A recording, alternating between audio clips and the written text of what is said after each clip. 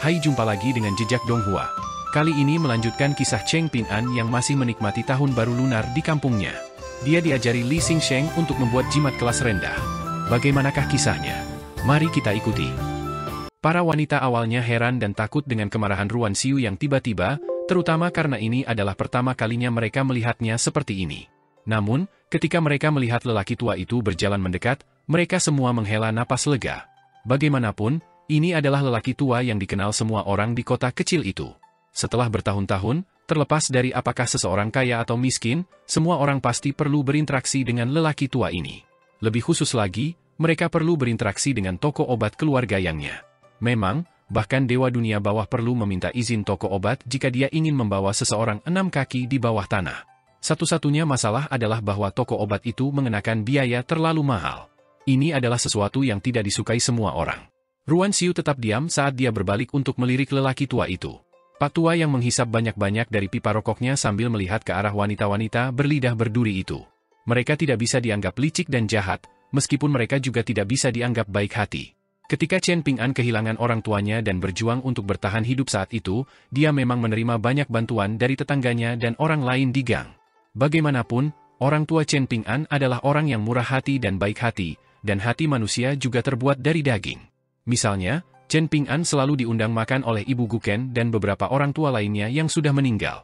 Makanan-makanan ini tidak selalu enak, tetapi para tetangga ini juga memberinya beberapa pakaian lama setiap kali musim dingin tiba. Pakaian-pakaian ini penuh dengan jahitan dan tambalan, tetapi setidaknya pakaian-pakaian itu bisa membuatnya tetap hidup. Namun, inilah hal menarik tentang dunia yang bisa direnungkan. Ada beberapa orang yang dengan tulus menawarkan bantuan sebanyak yang mereka bisa kepada Chen Ping An. Saat melakukannya, orang-orang ini juga tidak memikirkan imbalan apapun. Ketika anak muda itu berhasil, mereka hanya merasakan sedikit kebahagiaan dari lubuk hati mereka. Orang-orang ini juga bersedia memberikan beberapa ucapan kepada keturunan mereka, dengan mengatakan bahwa orang baik akan selalu diberkati dengan karma baik. Jika mereka melihat, surga telah membuka mata mereka, dan karma baik dari suami dan istri itu semuanya telah diberikan kepada putra mereka sekarang. Bersamaan dengan ini, orang-orang ini juga merasakan sedikit rasa antisipasi dan harapan untuk masa depan. Mereka bermimpi tentang keluarga mereka juga memperoleh keberuntungan seperti itu. Di sisi lain, ada juga beberapa orang yang hampir tidak menawarkan uang dan bantuan kepada anak muda itu saat itu. Bahkan, sangat mungkin mereka juga telah membuat banyak komentar yang merendahkan.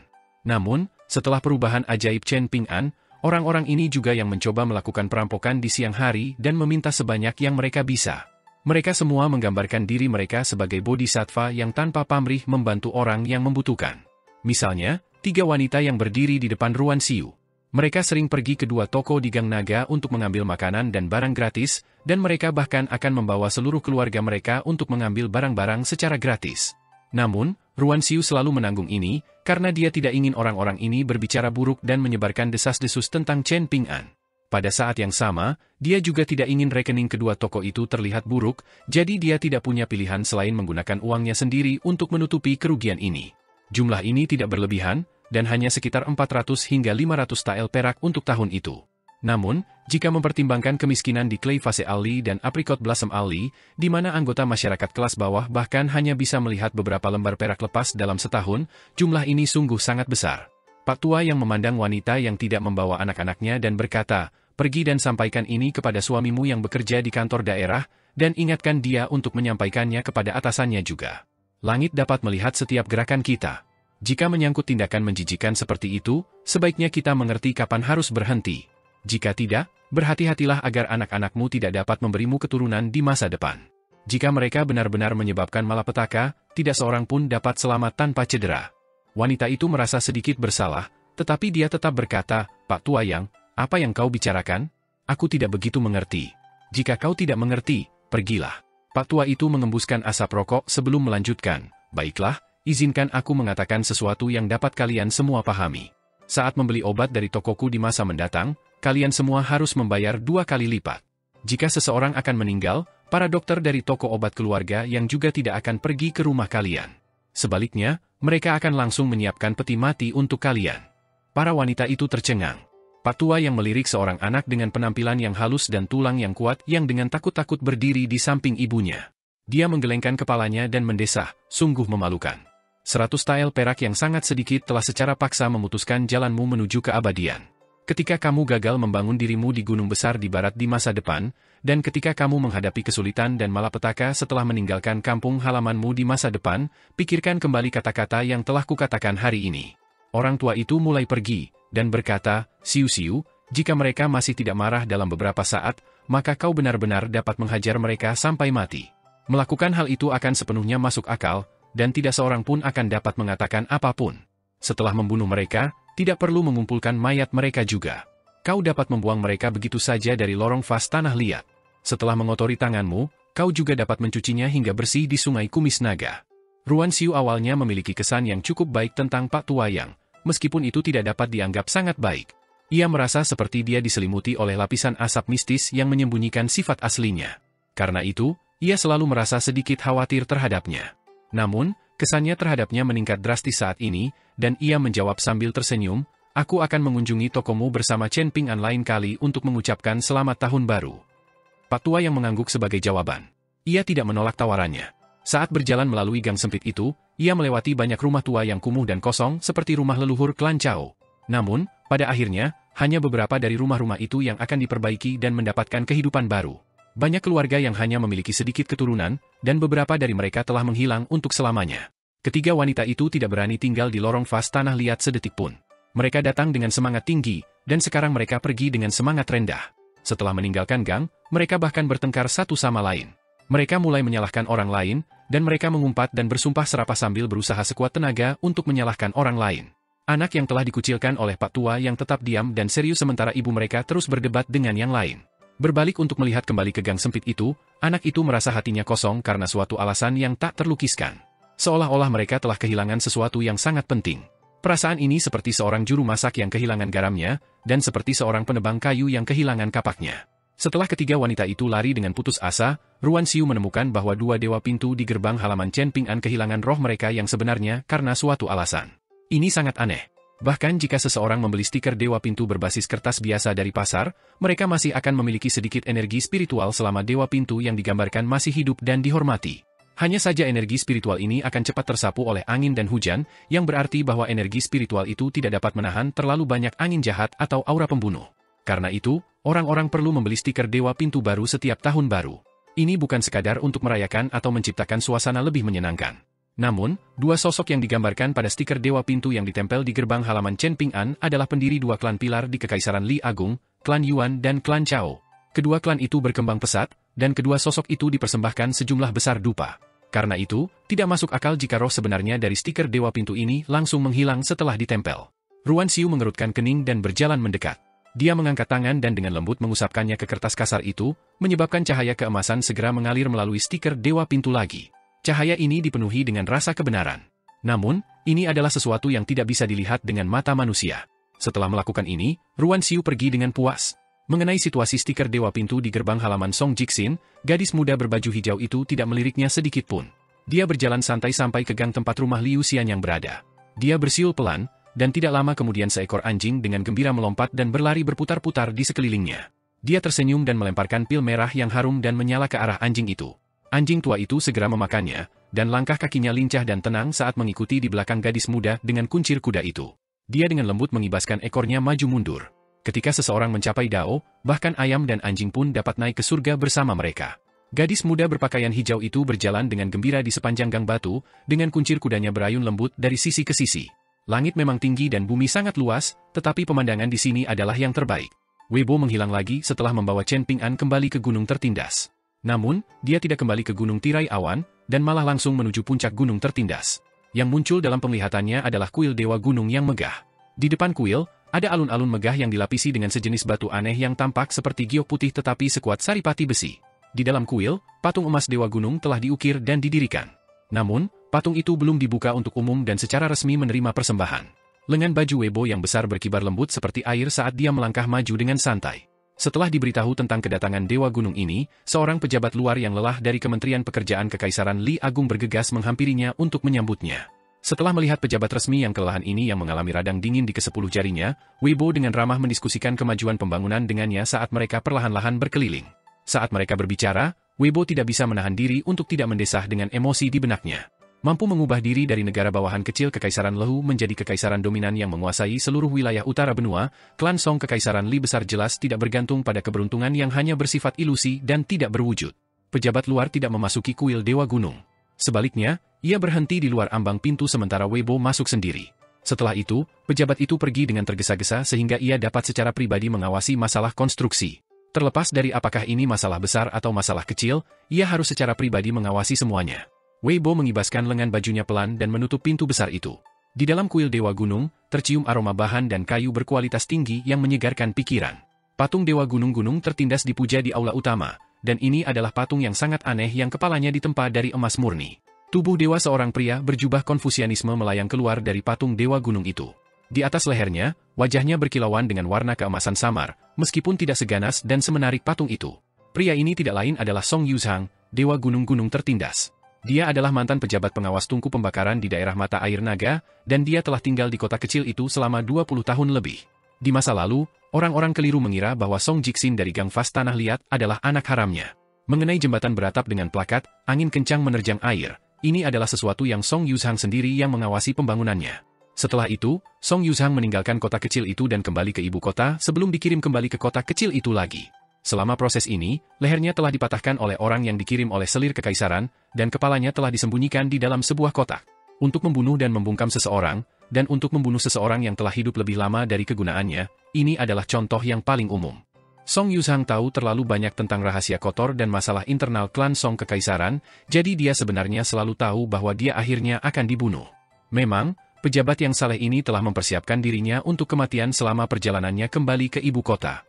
Dia telah menunjukkan kesetiaan yang luar biasa, dan dia tidak gentar menghadapi kematian yang pasti. Karena itulah Wang Yifu, jenderal dari Kekaisaran Lehu yang dikirim oleh selir Kekaisaran Li Agung, telah memberikan kesimpulan yang tulus itu. Tampaknya tidak semua sarjana begitu menyebalkan. Weibo menyinggung topik itu sedikit lebih lanjut, tetapi dia akhirnya tidak mau mengungkapkan terlalu banyak. Ruang kosong harus dibiarkan dalam karya kaligrafi dan lukisan, dan prinsip serupa juga berlaku saat berbicara dengan orang lain. Jubah putih yang elegan membubung ke langit dan terbang dengan anggun di lautan awan dan hembusan angin gunung. Setelah meninggalkan gunung tertindas, Weibo melambat dan dengan santai meraih awan di dekatnya. Seolah-olah sedang membuat bola salju, dia terus meremas awan dan meningkatkan kekuatannya saat melakukannya. Setelah dengan paksa memadatkan awan, Weibo berakhir dengan bola putih yang sebesar kerikil di tangannya. Saat dia melayang di langit, dia menemukan salah satu sumber sungai dari Sungai Kumis Naga di kota kecil itu. Dia dengan ringan melemparkan bola putih itu ke arah sungai di gunung, dan setelah mendarat, tidak lama kemudian seekor ikan biru berenang dan melahapnya. Ikan biru itu kemudian berenang ke hilir mengikuti arus sungai, keluar dari gunung, melewati Azur Kouridgi, jembatan lengkung batu, bengkel pandai besi, dan akhirnya memasuki aliran air yang deras di persimpangan antara Sungai Dragon Whisker dan Sungai Iron Talisman lalu terjun ke air terjun. Sungai itu menderu maju, dan waktu terus mengalir. Di tepi sungai jimat besi tempat tidak ada orang lain yang hadir, Dewi Sungai bernama Yang Hua sedang duduk di batang pohon willow tua yang membentang di atas sungai. Matanya terpejam saat dia mengistirahatkan pikirannya, namun Dewi Sungai yang kecantikannya disembunyikan oleh pelindung wajah itu tiba-tiba membuka matanya pada saat ini. Dengan lambaian tangannya, seekor ikan biru yang hidup segera muncul di telapak tangannya.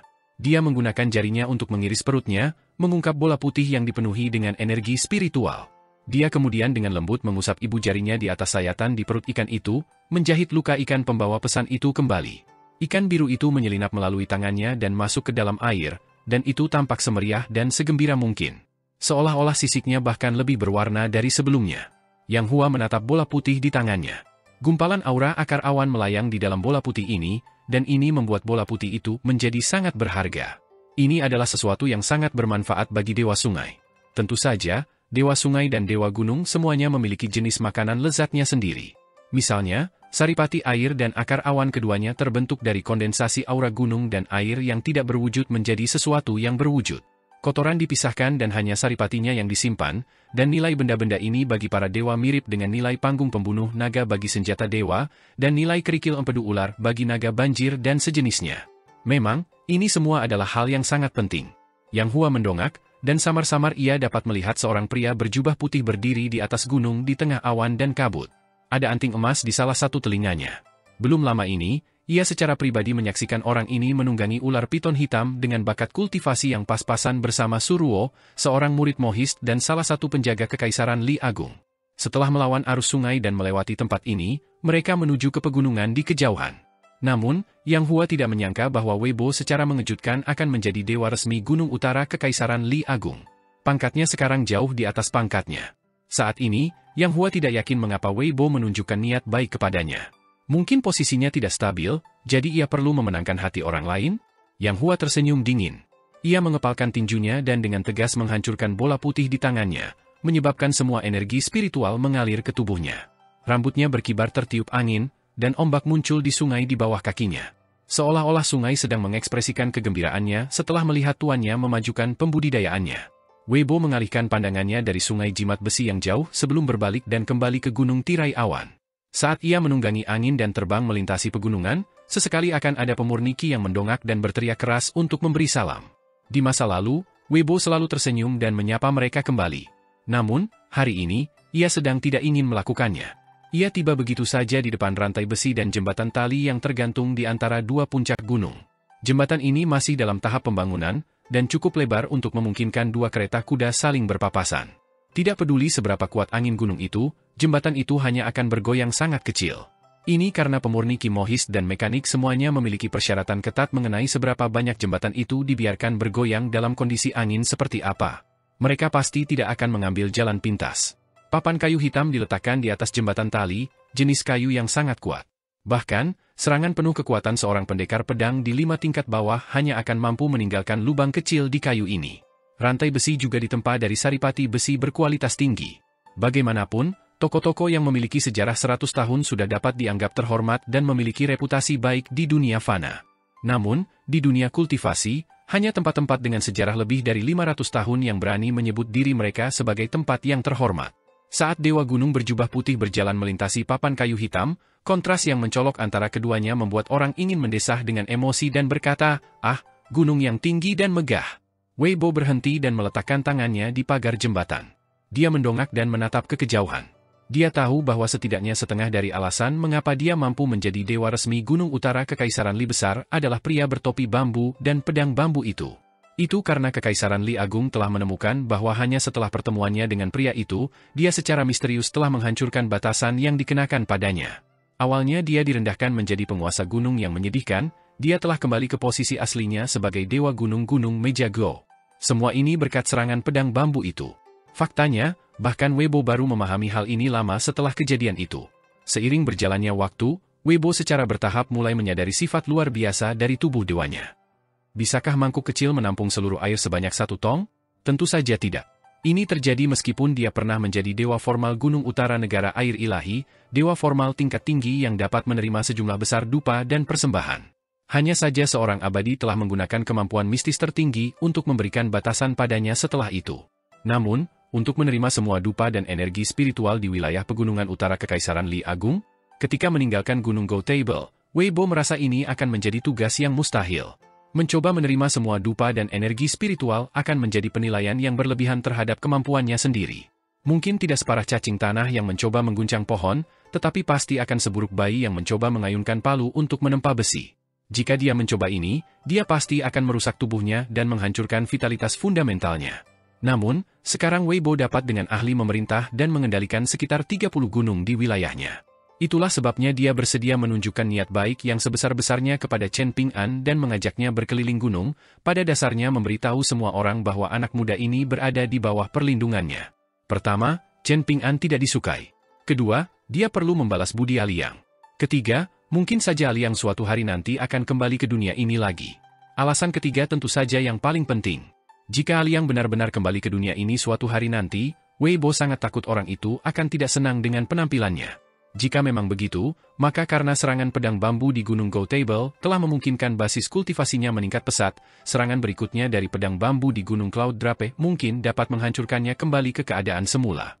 Jika dia masih Weibo di Gunung Go Table, maka mungkin dia bisa menganggap ini tidak terlalu penting. Namun sekarang, dia tidak mampu lagi melakukannya. Ini karena gadis muda itu berkultivasi di istana musim semi abadi Kekaisaran Li Agung. Weibo berbalik untuk menatap ke arah selatan, selatan Kekaisaran Li Agung yang jauh. Dia menyipitkan matanya dan bergumam pelan, "Kau pasti harus menjalani kehidupan yang baik. Dan jangan jatuh cinta lagi pada sarjana. Sarjana adalah yang terburuk ketika harus mengecewakan mereka yang sangat mencintai mereka." Duduk di luar bangunan bambu di Downtrodden Mountain, bocah lelaki berbaju biru ingin memakan kerikil empedu ular biasa untuk menenangkan sarafnya setelah mendengarkan cerita Weibo tentang pertempuran luar biasa di perbatasan antara dua dunia. Saat bocah lelaki berbaju biru itu mengunyah kerikil empedu ular, dia teringat ekspresi Chen Ping'an yang menyedihkan saat dia berbalik untuk melihat bangunan bambu tadi. Dia tidak dapat menahan diri untuk tidak mendecak lidahnya karena heran dan berkata, siapa yang mengira bahwa guru juga akan meneteskan air mata? Guru benar-benar seseorang dengan emosi yang tulus. Itu adalah cerita yang sama sekali tidak berhubungan dengannya, tetapi dia tetap begitu terharu sehingga dia tidak dapat menahan diri untuk tidak meneteskan air mata. Saya yakin bahwa segala sesuatunya pasti akan spektakuler ketika guru berkeliling dunia di masa depan. Ketika dia menemukan ketidakadilan, dia akan meraung dan menyerbu untuk menyelamatkan para wanita muda yang kemudian akan mengabdikan diri kepadanya. Dengan goncangan, guru kemudian akan menjadi seseorang yang sangat berpengalaman dalam hubungan. Dalam benak anak laki-laki itu, perjalanan Chen Ping'an di masa depan akan dipenuhi dengan wanita-wanita cantik dan menawan.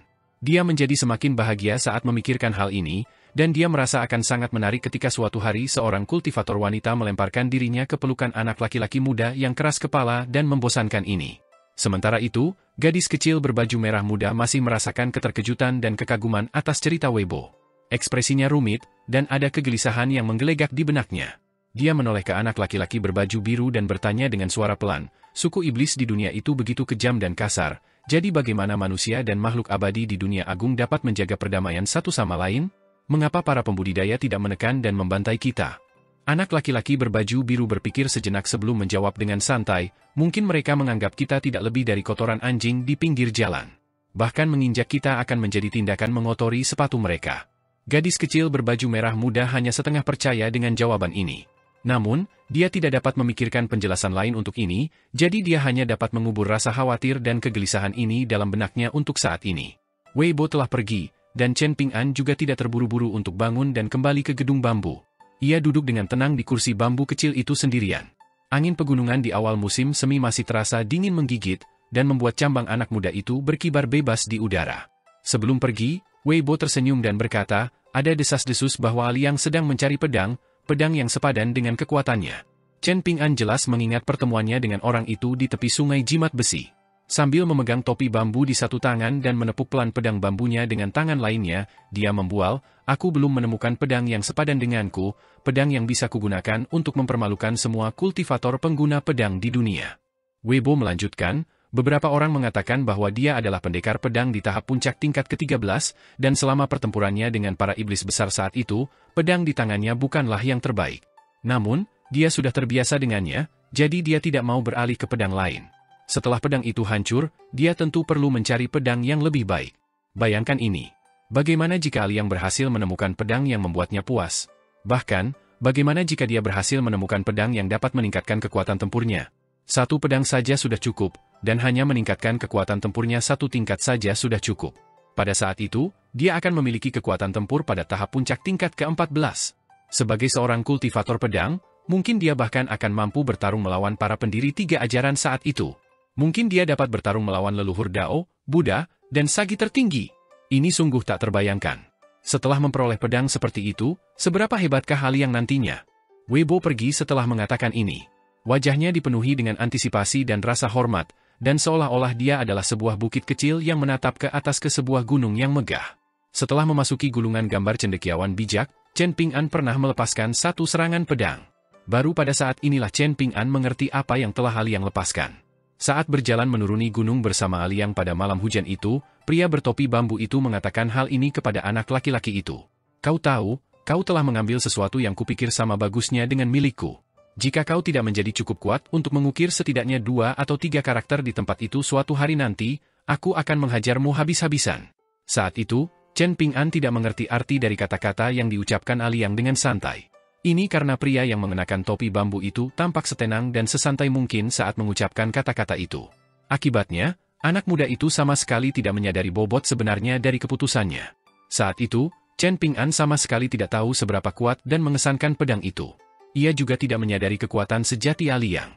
Jika Chen Ping'an menyadari hal-hal ini sebelum berpisah dengan Liang, ia pasti akan bertanya kepada kakak abadi, yang merupakan perwujudan dari roh pedang, apakah ia dapat mengikuti guru lain. Pria itu bernama Liang, dan ia adalah seorang pendekar pedang. Dan orang yang sangat baik. Aliang tidak mengatakan apapun, jadi anak muda itu tidak tahu apa-apa. Aliang mengucapkan selamat tinggal, dan anak muda itu akhirnya mengetahui kebenarannya. Betapa bodohnya Aliang. Apa haknya memarahiku sebagai orang yang baik hati dan bodoh? Chen Ping'an tenggelam dalam pikirannya untuk waktu yang lama. Setelah itu, dia berdiri dan berjalan kembali ke bangunan bambu. Setelah melihat ini, anak kecil berbaju biru itu bertanya dengan suara pelan, "Guru, apakah Anda baik-baik saja? Apakah Anda takut dengan cerita Weibo?" Tidak perlu takut pada hal-hal itu. Gunung stalaktit, tembok besar pedang Qi, Aliang, pedang iblis abadi yang agung, hal-hal ini tidak bisa lebih jauh dari kita. Kita tidak perlu khawatir tentang mereka bahkan jika langit runtuh. Orang bijak Konfusianisme lebih dari sekadar omong kosong.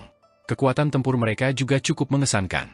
Bagaimanapun, pendekar pedang abadi dengan nama aneh itu tidak ada hubungannya dengan kita, tidak peduli seberapa kuat dia. Orang seperti ini jelas memiliki 3 kepala dan 6 lengan, dan mereka jelas ganas dan tak terkendali serta bersedia membunuh siapapun yang menghalangi jalan mereka, tidak peduli apakah mereka dewa atau abadi. Bahkan, aku akan memilih untuk tidak bertemu orang seperti itu bahkan jika aku punya kesempatan. Mereka terlalu menakutkan. Hanya bersin sekali dari mereka mungkin membuatku tak lebih dari sekadar rak tulang. Chen Ping'an menepuk kepala bocah lelaki yang cerewet itu dan terkekeh, "Aku baik-baik saja." Dia berjalan ke lantai 2 gedung bambu dan meraih pedang kayu belalangnya sebelum berjalan ke koridor di bawah atap. Dia mengangkat pedang kayu belalang tinggi di atas kepalanya ke langit dan mengucapkan 2 kalimat dalam benaknya. "Aku seorang pendekar pedang." Ini kesepakatan. Meskipun jembatan Chen Ping'an menuju keabadian telah hancur, dan jelas mustahil baginya untuk memperbaikinya dalam jangka pendek, memang ada banyak ahli pedang agung yang memiliki keterampilan ilahi di dunia yang dapat menyaingi pemurni Qi yang cukup kuat untuk memindahkan gunung dan membelah lautan. Dalam hal seniman bela diri murni, yang paling riang dan anggun di antara mereka selalu adalah pendekar pedang. Jika ada 2 seniman bela diri yang sama-sama tampan dan mengesankan, dengan yang pertama menggunakan tinju dan yang terakhir menggunakan pedang, yang terakhir akan selalu lebih disukai daripada yang pertama. Saat melemparkan pukulan, seseorang harus secara fisik menyerang lawannya dan menyerang sampai buku-buku jarinya memar dan berdarah. Bahkan, seseorang mungkin harus langsung menghancurkan kepala lawannya atau menusuk perut lawannya. Bagaimana ini bisa dibandingkan dengan menggunakan pedang? Memiliki keberanian 10.000 orang sejak muda, sekarang bahkan lebih mengesankan dengan pedang berharga di pinggangnya. Ambisi pemuda itu heroik, mampu mengakhiri hidup sambil menikmati anggur sambil tersenyum. Menjelajahi dunia dengan ilmu pedang yang kini telah kukuasai, membunuh naga banjir di tempat naga banjir berkeliaran. Meskipun Chen Ping'an sok tahu dan tidak menarik, dia tetap tanpa sadar merasakan kerinduan saat mendengar Cui Dongshan membacakan puisi-puisi ini di atas tebing di samping sungai. Chen Ping'an sedang berlatih teknik tinju sekarang, dan setidaknya dia memiliki Mountain Shaking Guide untuk mengajarinya. Tidak peduli seberapa banyak Ning Yao meremehkannya, setidaknya itu dapat mengarahkannya ke arah yang benar dalam hal berlatih seni bela diri. Dalam hal berlatih ilmu pedang, seseorang tentu saja membutuhkan kitab suci pedang atau sesuatu yang serupa juga. Kalau tidak, dengan bakat dan kemampuan pemahaman Chen Ping'an, dia merasa tidak akan dapat membuat banyak kemajuan. Bahkan, dia merasa tidak akan bisa membuat kemajuan apapun meskipun dia berlatih sampai langit menjadi tua dan bumi menjadi tandus. Hal ini membuat Chen Ping'an merasa sedikit cemas. Di luar bangunan bambu, seorang pria berjalan mendekat dari kejauhan sambil memegang tongkat pendakian bambu di tangannya. Ada jimat kayu persik tergantung di pinggangnya, dan dia berteriak keras, "Chen Ping'an!" Berdiri di lantai 2, Chen Ping'an yang muram menoleh dan bertanya dengan keras, "Saudara Li, apa yang membawamu ke sini?" Chen Ping'an berlari menuruni tangga. Dengan membawa Cui Qi, anak laki-laki muda yang dapat dianggap sebagai setengah muridnya, bersamanya, Li Xisheng secara khusus mendaki gunung tertindas untuk mengunjungi guru gunung, Chen Ping'an. Li Xisheng melepaskan jimat kayu persik dari pinggangnya dan berkata langsung, "Aku mungkin harus segera meninggalkan kota kecil ini, jadi aku bergegas ke sini untuk memberimu sesuatu. Kalau tidak, aku takut tidak punya cukup waktu untuk menjelaskan semuanya dengan benar jika aku harus pergi terburu-buru." Chen Ping'an tidak mengulurkan tangan untuk menerima jimat kayu persik itu. Dia tidak khawatir pemuda itu mencoba menyakitinya, dan dia malah terbiasa tidak menerima hal-hal yang tidak diperolehnya dengan kerja keras. Dia tidak bisa memaksa dirinya untuk menerima sesuatu secara cuma-cuma. "Kau tahu tentang adik laki-lakiku, Li Baozhen, kan?" tanya Li Xisheng. Chen Ping'an mengangguk sebagai jawaban. "Di bawah arahan rahasianya, Julu berusaha membunuhmu di stasiun reli Bantal," Li Xisheng menjelaskan. "Dia memang salah, tetapi sudah terlambat bagiku untuk menghentikannya saat aku mengetahuinya." Li Baozhen adalah seseorang yang tidak pernah mau mengakui kesalahannya sejak usia muda. Namun, apa yang bisa kulakukan? Dia adalah saudara laki-laki kedua Li Baoping, dan dia juga adik laki-lakiku. Bagaimanapun, keluarga adalah keluarga. Karena dia tidak mau meminta maaf dan bertobat atas kesalahannya, aku tidak punya pilihan selain melakukannya untuknya. Melihat anak muda berkulit kecoklatan yang memilih untuk tetap diam, Li Zisheng tersenyum dan melanjutkan, yakinlah, aku membahas masalah sebagaimana adanya, dan jimat kayu persik ini hanyalah hadiah permintaan maaf atas upaya pembunuhan di stasiun reli Bantal.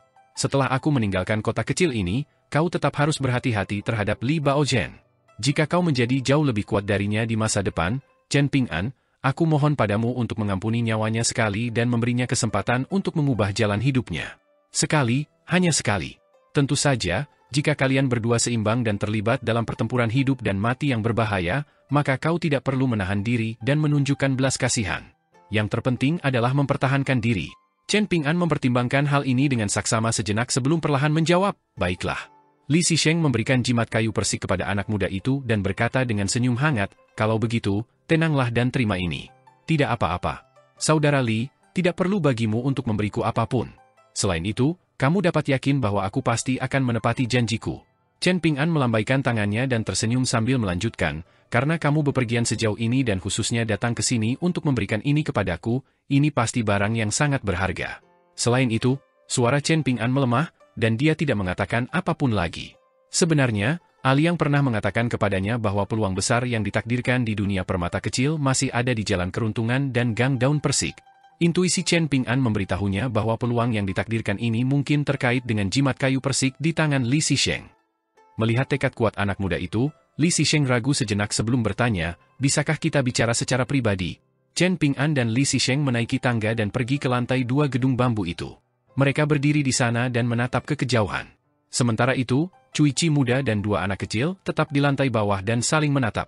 Apakah kamu tahu arti di balik jalan keberuntungan dan gang daun persik? Tanya Li Zisheng. Chen Ping'an menggelengkan kepalanya sebagai jawaban. Yang dia tahu hanyalah bahwa orang-orang yang tinggal di jalan dan gang ini kaya, sangat kaya. Jalan setapaknya diaspal dengan lempengan batu biru, dan ada juga singa batu di luar tempat tinggal. Bahkan, dewa pintu di gerbang depan mereka tampak lebih bersemangat dan hidup. Li Zisheng mengangkat jimat kayu persik di tangannya dan menjelaskan, keberuntungan adalah homonim dengan jimat, dan karakter pertama nama jalan mewakili karakter jimat. Sedangkan untuk gang daun persik, karakter persik sesuai dengan persik dalam jimat kayu persik. Menggabungkan nama jalan dan gang bersama-sama, kita mendapatkan jimat kayu persik. Ekspresi kesadaran tampak di wajah Chen Ping'an. Ini adalah kesempatan besar yang ditakdirkan bagi kota kecil ini, dan mungkin saja jimat kayu persik ini adalah kesempatan yang bahkan lebih besar daripada hal-hal yang berkaitan dengan 5 elemen, seperti ikan mas emas. Li Zisheng terus menjelaskan situasinya, dengan berkata, saya bermimpi aneh menjelang akhir tahun, dan samar-samar saya ingat melihat banyak orang dan banyak hal. Namun, saya lupa segalanya setelah bangun. Saya merasa seperti bermain Go dengan seseorang, dan saya juga merasa seperti mempelajari rahasia tersembunyi yang berkaitan dengan jimat kayu persik. Sifatnya yang rumit sungguh mistis. Sungguh sulit dijelaskan. Li Zisheng menunjuk ke arah bangunan bambu dan berkata, awalnya aku ingin menggantungkan jimat kayu persik ini di pintu depan bangunan bambu untuk menangkal segala kejahatan dan melindungi dari segala kekuatan mistis. Mungkin kedengarannya agak berlebihan, tetapi jimat kayu persik ini memang dapat melindungi bangunan bambu mistis ini dan membuatnya menjadi lebih kokoh dan tidak dapat dihancurkan. Selain itu, seiring berjalannya waktu, keberadaan jimat kayu persik juga akan menyebabkan tumbuhnya berbagai macam saripati tanaman dan pohon. Setelah mengatakan ini, Li Zisheng tersenyum dan bertanya dengan geli, Chen Ping'an, apakah kamu benar-benar tidak menginginkannya? Kesempatan yang baik seperti ini tidak akan muncul lagi di masa mendatang. Karena ini adalah barang yang sangat mengesankan, sebaiknya kau simpan saja sendiri, saudara Li, jawab Chen Ping'an tanpa ragu. Bukankah kau akan segera pergi dan memulai perjalanan panjang? Aku baru saja kembali dari perjalanan panjang, dan ada banyak sekali hal aneh dan menakjubkan, tetapi juga banyak sekali bahaya yang mengintai. Jadi, kau pasti akan membutuhkan alat abadi yang kuat ini. Senyum lebar tersungging di wajah Li Zisheng, dan dia bertanya, apakah kau merasa aku kekurangan alat abadi? Chen Ping'an tergagap setelah mendengar ini, dan dia langsung teringat pertarungan Li Zisheng dengan Cao Jun di lorong vas tanah liat. Namun, sebuah pikiran tiba-tiba muncul di benaknya, dan dia teringat sebuah pepatah dari suatu buku. Semakin banyak semakin baik, jawabnya. Li Zisheng merasa sedikit tidak berdaya, dan dia tidak punya pilihan selain menyimpan jimat kayu persik itu. Setelah mengikatnya kembali ke pinggangnya, dia berkata dengan kecewa, itu akan sangat cocok dengan pintu bangunan bambu. Bahkan, Li Zisheng bahkan menoleh untuk melihat pintu depan yang ada di lantai bawah di belakangnya sebelum berkata, itu pasti akan menjadi pasangan yang sempurna. Sebenarnya, Pemuda itu bersikap agak kekanak-kanakan saat ini. Chen Ping'an ingin tertawa, tetapi ia merasa agak tidak sopan jika melakukannya. Karena itu, ia hanya bisa menahan tawanya. Pada awalnya, Chen Ping'an bersedia berinteraksi dengan Li Zisheng dan bersikap ramah kepadanya karena ia adalah kakak laki-laki Li Baoping. Namun, setelah berinteraksi dengannya beberapa kali, Chen Ping'an semakin menyukai sarjana muda ini. Ini bukan karena aura kebenaran Li Zisheng, juga bukan karena identitasnya sebagai pemurni Qi dan kemampuannya untuk menyaingi Cao Jun meskipun itu baru pertarungan pertamanya. Sebaliknya, itu karena interaksi pemuda ini dengan dunia di sekitarnya memberi orang lain rasa aman dan nyaman. Ini adalah perasaan yang sama yang diberikan Aliang kepada para pembudidaya pedang, dan ini adalah perasaan yang sama yang diberikan Tuan Qi kepada para sarjana Konfusianisme. Meskipun Aliang tidak pernah menyebutkan ilmu pedang kepada Chen Ping'an, dan meskipun Tuan Qi tidak pernah menjelaskan prinsip-prinsip agung kepada Chen Ping'an, anak muda itu tidak dapat menahan perasaan bahwa Aliang adalah pendekar pedang yang paling kuat dan bahwa Tuan Qi adalah sarjana yang paling berpengetahuan. Jauh di lubuk hatinya, Chen Ping'an dengan tulus berharap bahwa ia dapat menjadi seseorang seperti mereka. Namun, ia tidak pernah mengungkapkan ambisi ini kepada siapapun sebelumnya. Ini karena ia takut terlihat seperti seseorang yang melebih-lebihkan kemampuannya sendiri. Li Zisheng tiba-tiba mengambil keputusan pada saat ini, dan ia berkata, "Tidak, aku tidak bisa meninggalkan semuanya seperti ini. Hati nuraniku benar-benar tidak mengizinkanku untuk melakukannya. Aku tidak bisa pergi begitu saja." Chen Ping'an baru saja akan berbicara. Namun, Li Zisheng tiba-tiba mengulurkan tangan dan meletakkan tangannya di bahunya. Ada ekspresi serius di wajahnya, dan dia berkata, "Chen Ping'an, aku akan usil dan mengatakan sesuatu yang lain. Saat berinteraksi dengan orang lain di masa mendatang, kamu perlu menahan diri untuk tidak menggunakan kriteriamu sendiri untuk mengukur orang lain. Misalnya, kamu mungkin merasa menolak menerima jimat kayu persik adalah pilihan yang wajar dan benar karena kamu memikirkan apa yang terbaik untukku, Li Zisheng. Jadi, kamu tidak merasa bersalah setelah membuat pilihan seperti itu. Apakah ini benar? Ya, itu sangat benar. Namun, kamu harus memahami bahwa semua jenis orang ada di dunia ini. Kamu mungkin merasa nyaman, tetapi kamu juga perlu mempertimbangkan apakah orang-orang di sampingmu merasa nyaman. Li Zisheng menepuk bahu Chen Ping'an dan melanjutkan, "Anggap saja aku memaksamu untuk melakukan sesuatu yang sulit. Kamu tidak perlu terlalu memikirkannya. Jika orang lain, aku tidak akan mengatakan ini kepada mereka. Namun, kamu berbeda, Chen Ping'an. Aku merasa kamu orang yang sangat baik, dan kamu bisa menjadi lebih baik lagi. Bahkan, ada kalanya kamu membuat orang-orang di sekitarmu merasa malu. Apakah kamu tahu ini?" Chen Ping'an memiliki ekspresi bingung. "Apakah aku sebaik itu?" Li Zisheng tertawa terbahak-bahak dan berjalan ke pagar balkon. Sambil melambaikan tangan kepada pelayannya yang terpelajar di lantai bawah, dia berkata, "Bawakan barang bawaanku ke atas. Aku perlu menggunakan sesuatu sekarang." "Baiklah, tunggu sebentar," jawab Cui Chi. Anak laki-laki muda yang penampilannya secantik porselen itu bergegas berlari ke atas. Dia dengan cekatan mengangkat tas bawaannya dari bahunya, dan ini adalah tas yang berisi kotak 100 harta karun, sesuatu yang harus dibawa oleh para cendekiawan saat mereka bepergian. Di dalam kotak ini terdapat satu set kuas kaligrafi, tinta, kertas, dan batu tulis. Semua barang itu cukup tua, dan harganya juga tidak terlalu mahal. Li Zisheng mengambil kuas kaligrafi, dan ini adalah kuas yang agak kecil dan cekatan yang tampaknya khusus untuk menulis aksara biasa yang ringkas dan aksara resmi. Karakter, penusuk angin dan salju, diukir di bagian atas batang kuas, yang terbuat dari bambu. Namun, setelah diwariskan dari generasi ke generasi dan bertahan selama bertahun-tahun, kuas itu kini memancarkan cahaya merah lembut. Yang lebih aneh lagi, ujung kuas yang keras itu berwarna emas samar dan lurus seperti penusuk tajam. Chen Ping'an menggeser tubuhnya setelah Li Zisheng mengambil kuas itu, dan ia menemukan bahwa ada beberapa karakter yang sangat kecil dan hampir tidak terlihat terukir di bagian bawah batang bambu itu. Menulis seolah-olah dibantu oleh para dewa. Li Zisheng dengan jelas memperhatikan penemuan Chen Ping'an terhadap karakter-karakter kecil ini. Ia mengangkat kuas sedikit dan menjelaskan sambil tersenyum, "Arti sebuah buku akan menjadi jelas jika Anda membacanya berkali-kali. Tulisan seseorang akan seolah-olah dibantu oleh para dewa jika seseorang membaca buku yang tak terhitung jumlahnya. Pepatah serupa juga berlaku untuk berlatih seni bela diri, jika roh tidak datang, pukulan tidak akan berhasil." Ini terdengar sangat samar dan tidak berarti, tetapi sebenarnya tidak demikian.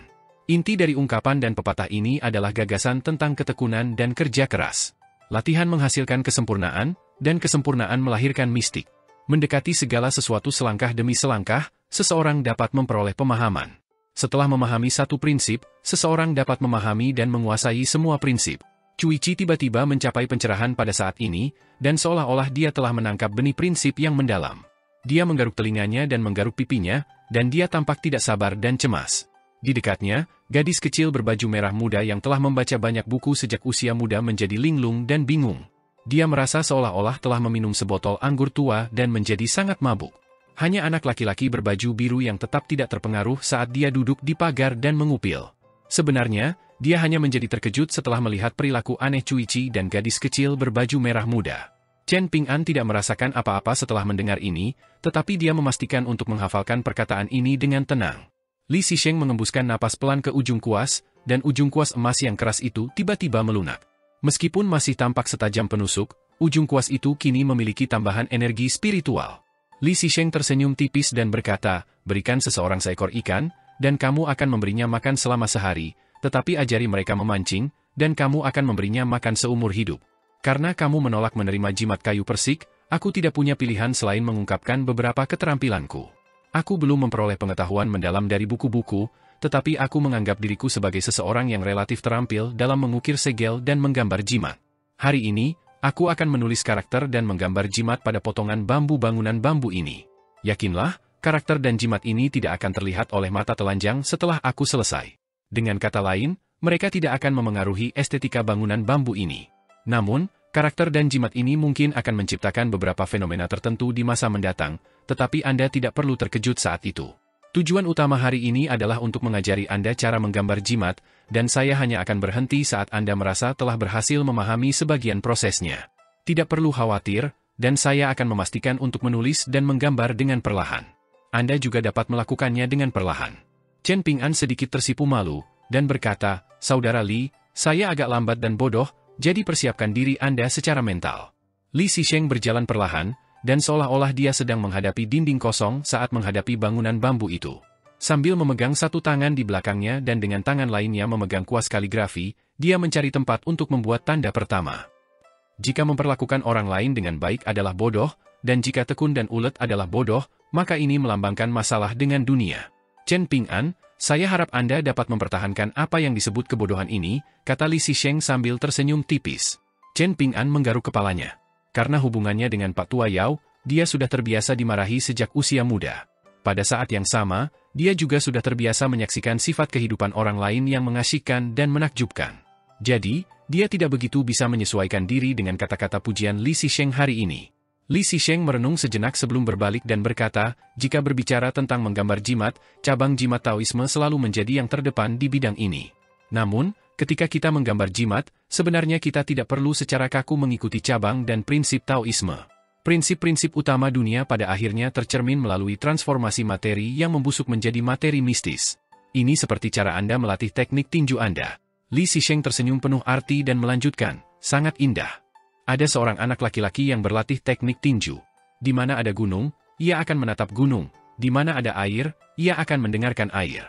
Li Xisheng merasa tidak ada yang lebih puitis di dunia ini daripada gambar ini. Ia menggelengkan kepalanya pelan sebelum menahan napas dan memusatkan perhatiannya. Ekspresinya serius saat ia menjelaskan, saat menggambar jimat, seseorang perlu memiliki kertas jimat. Kertas jimat bisa berupa apa saja di dunia ini, tetapi Anda harus mulai dari dasar dan mengerjakannya selangkah demi selangkah. Penting bagi Anda untuk memulai dengan kertas terlebih dahulu. Setelah kita selesai di sini, saya akan memberi Anda setumpuk kertas jimat berkualitas baik serta panduan menggambar jimat bagi pemula yang diilustrasikan. Anda tidak perlu khawatir membeli kertas jimat tambahan untuk saat ini, tetapi Anda harus mulai mengkhawatirkan pengeluaran ini setelah Anda selesai menggunakan setumpuk yang akan saya berikan nanti. Ini tidak bisa dihindari. Salah satu tantangan dalam kultivasi adalah keharusan untuk menghabiskan banyak uang. Kultivator pedang perlu menempa pedang terbang, dan kultivator jimat perlu menggunakan kertas jimat dalam jumlah besar. Ini semua adalah hal yang tidak dapat dihindari.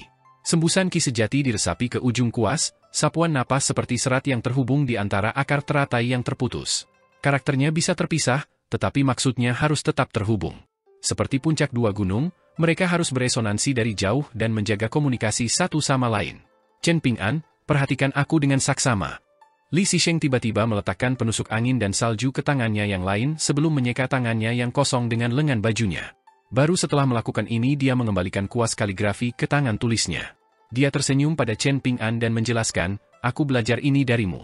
Saat menyelesaikan beberapa tugas, seseorang perlu menunjukkan rasa hormat yang cukup. Aku kurang dalam hal ini dibandingkan denganmu, jadi setelah melihat sikapmu, aku memutuskan untuk meniru kebaikanmu.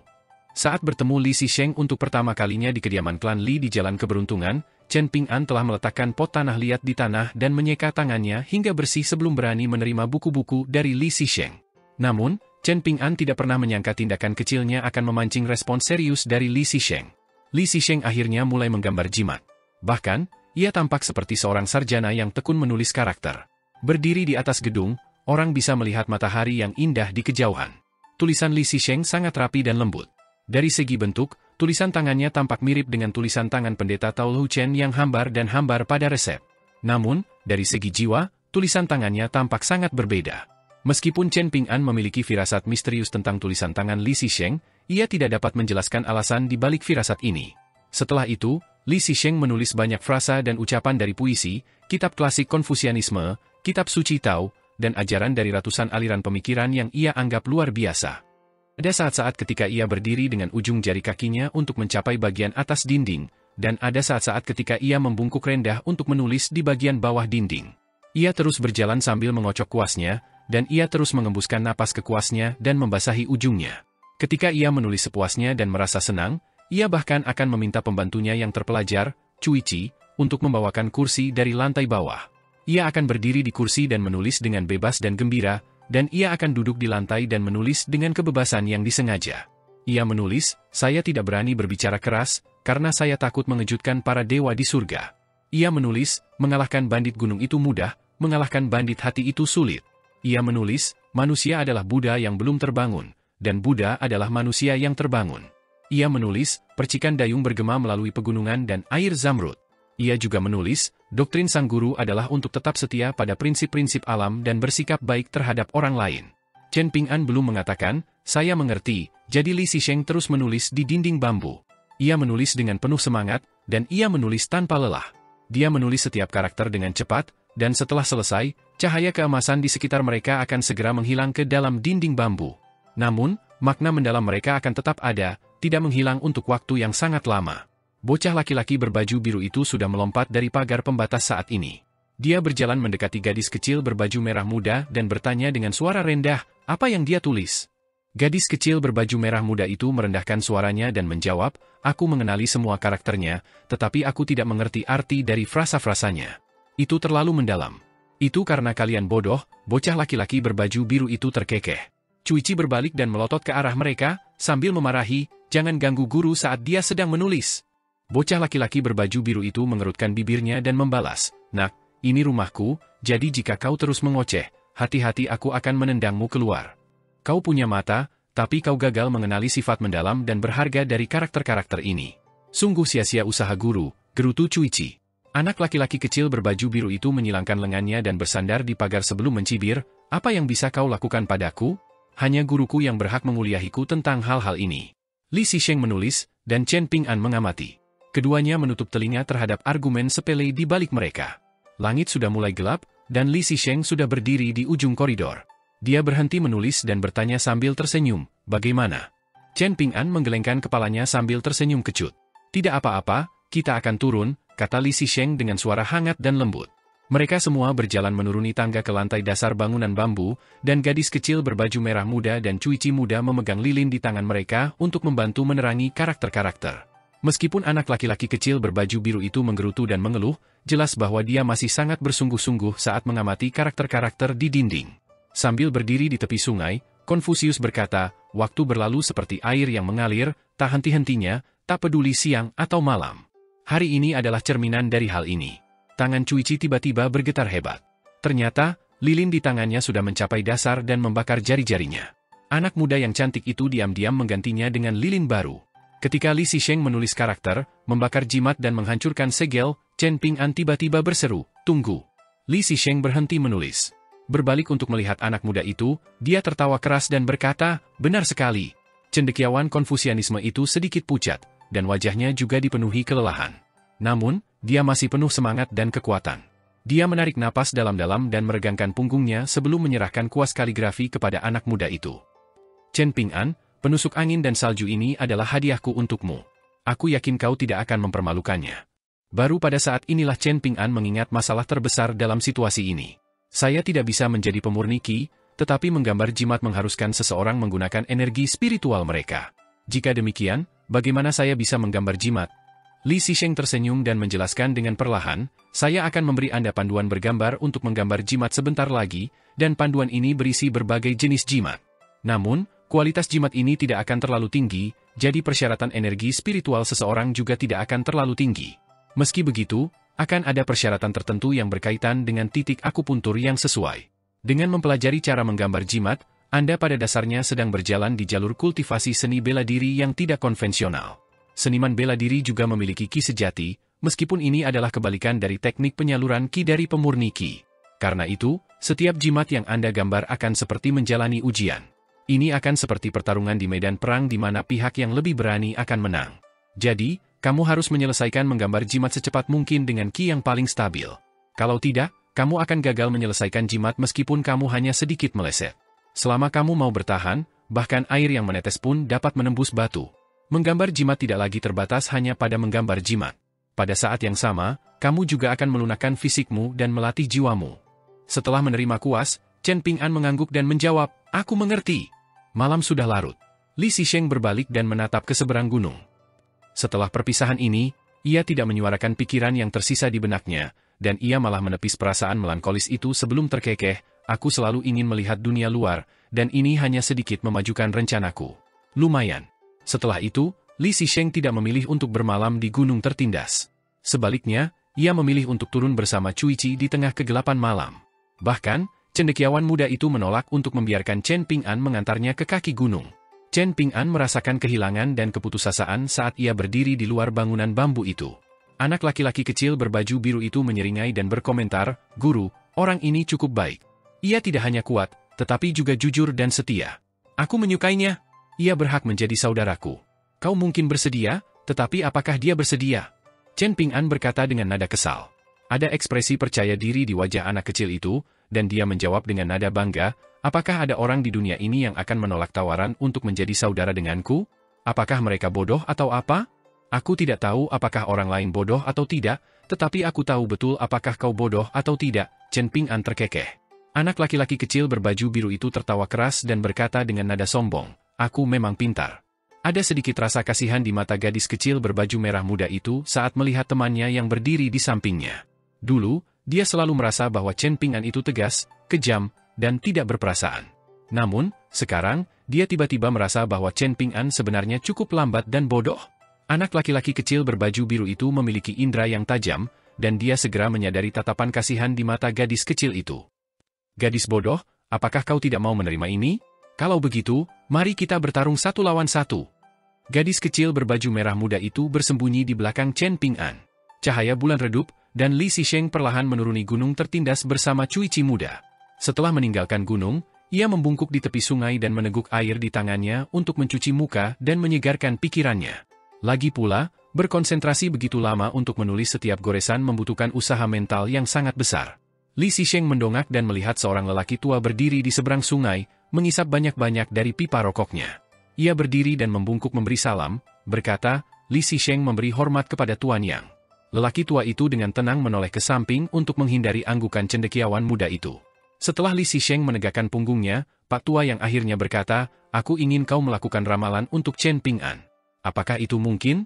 "Tentu saja," jawab Li Xisheng sambil mengangguk. Ia sama sekali tidak ragu. "Aku pasti akan membalas budi setelah ini," kata Pak Tua Yang.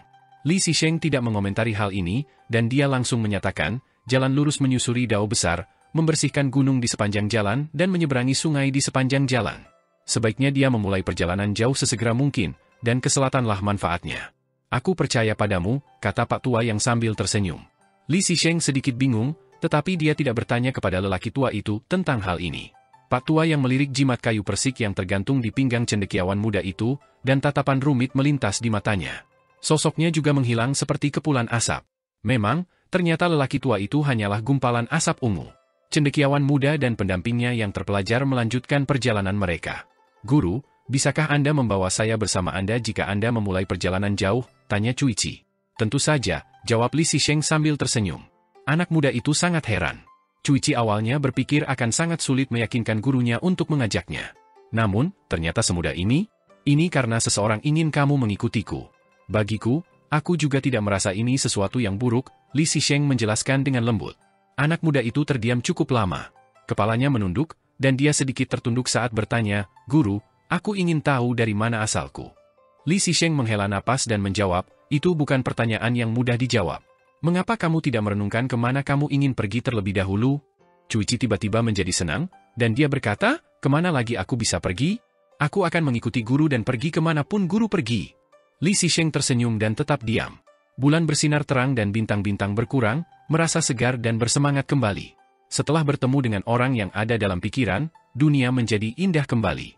Cuici dapat dengan jelas merasakan suasana hati gurunya saat ini, dan dia juga menjadi senang seperti gurunya. Langkah kakinya menjadi ringan dan gembira saat dia berjalan menuruni jalan setapak pegunungan. Dalam satu malam yang singkat, gunung yang tertindas perlahan-lahan hancur lebih dari 3 meter ke dalam tanah. Selama waktu ini, Weibo telah berdiri di beberapa gunung di dekatnya dan mengamati gunung yang tertindas perlahan tenggelam sedikit demi sedikit.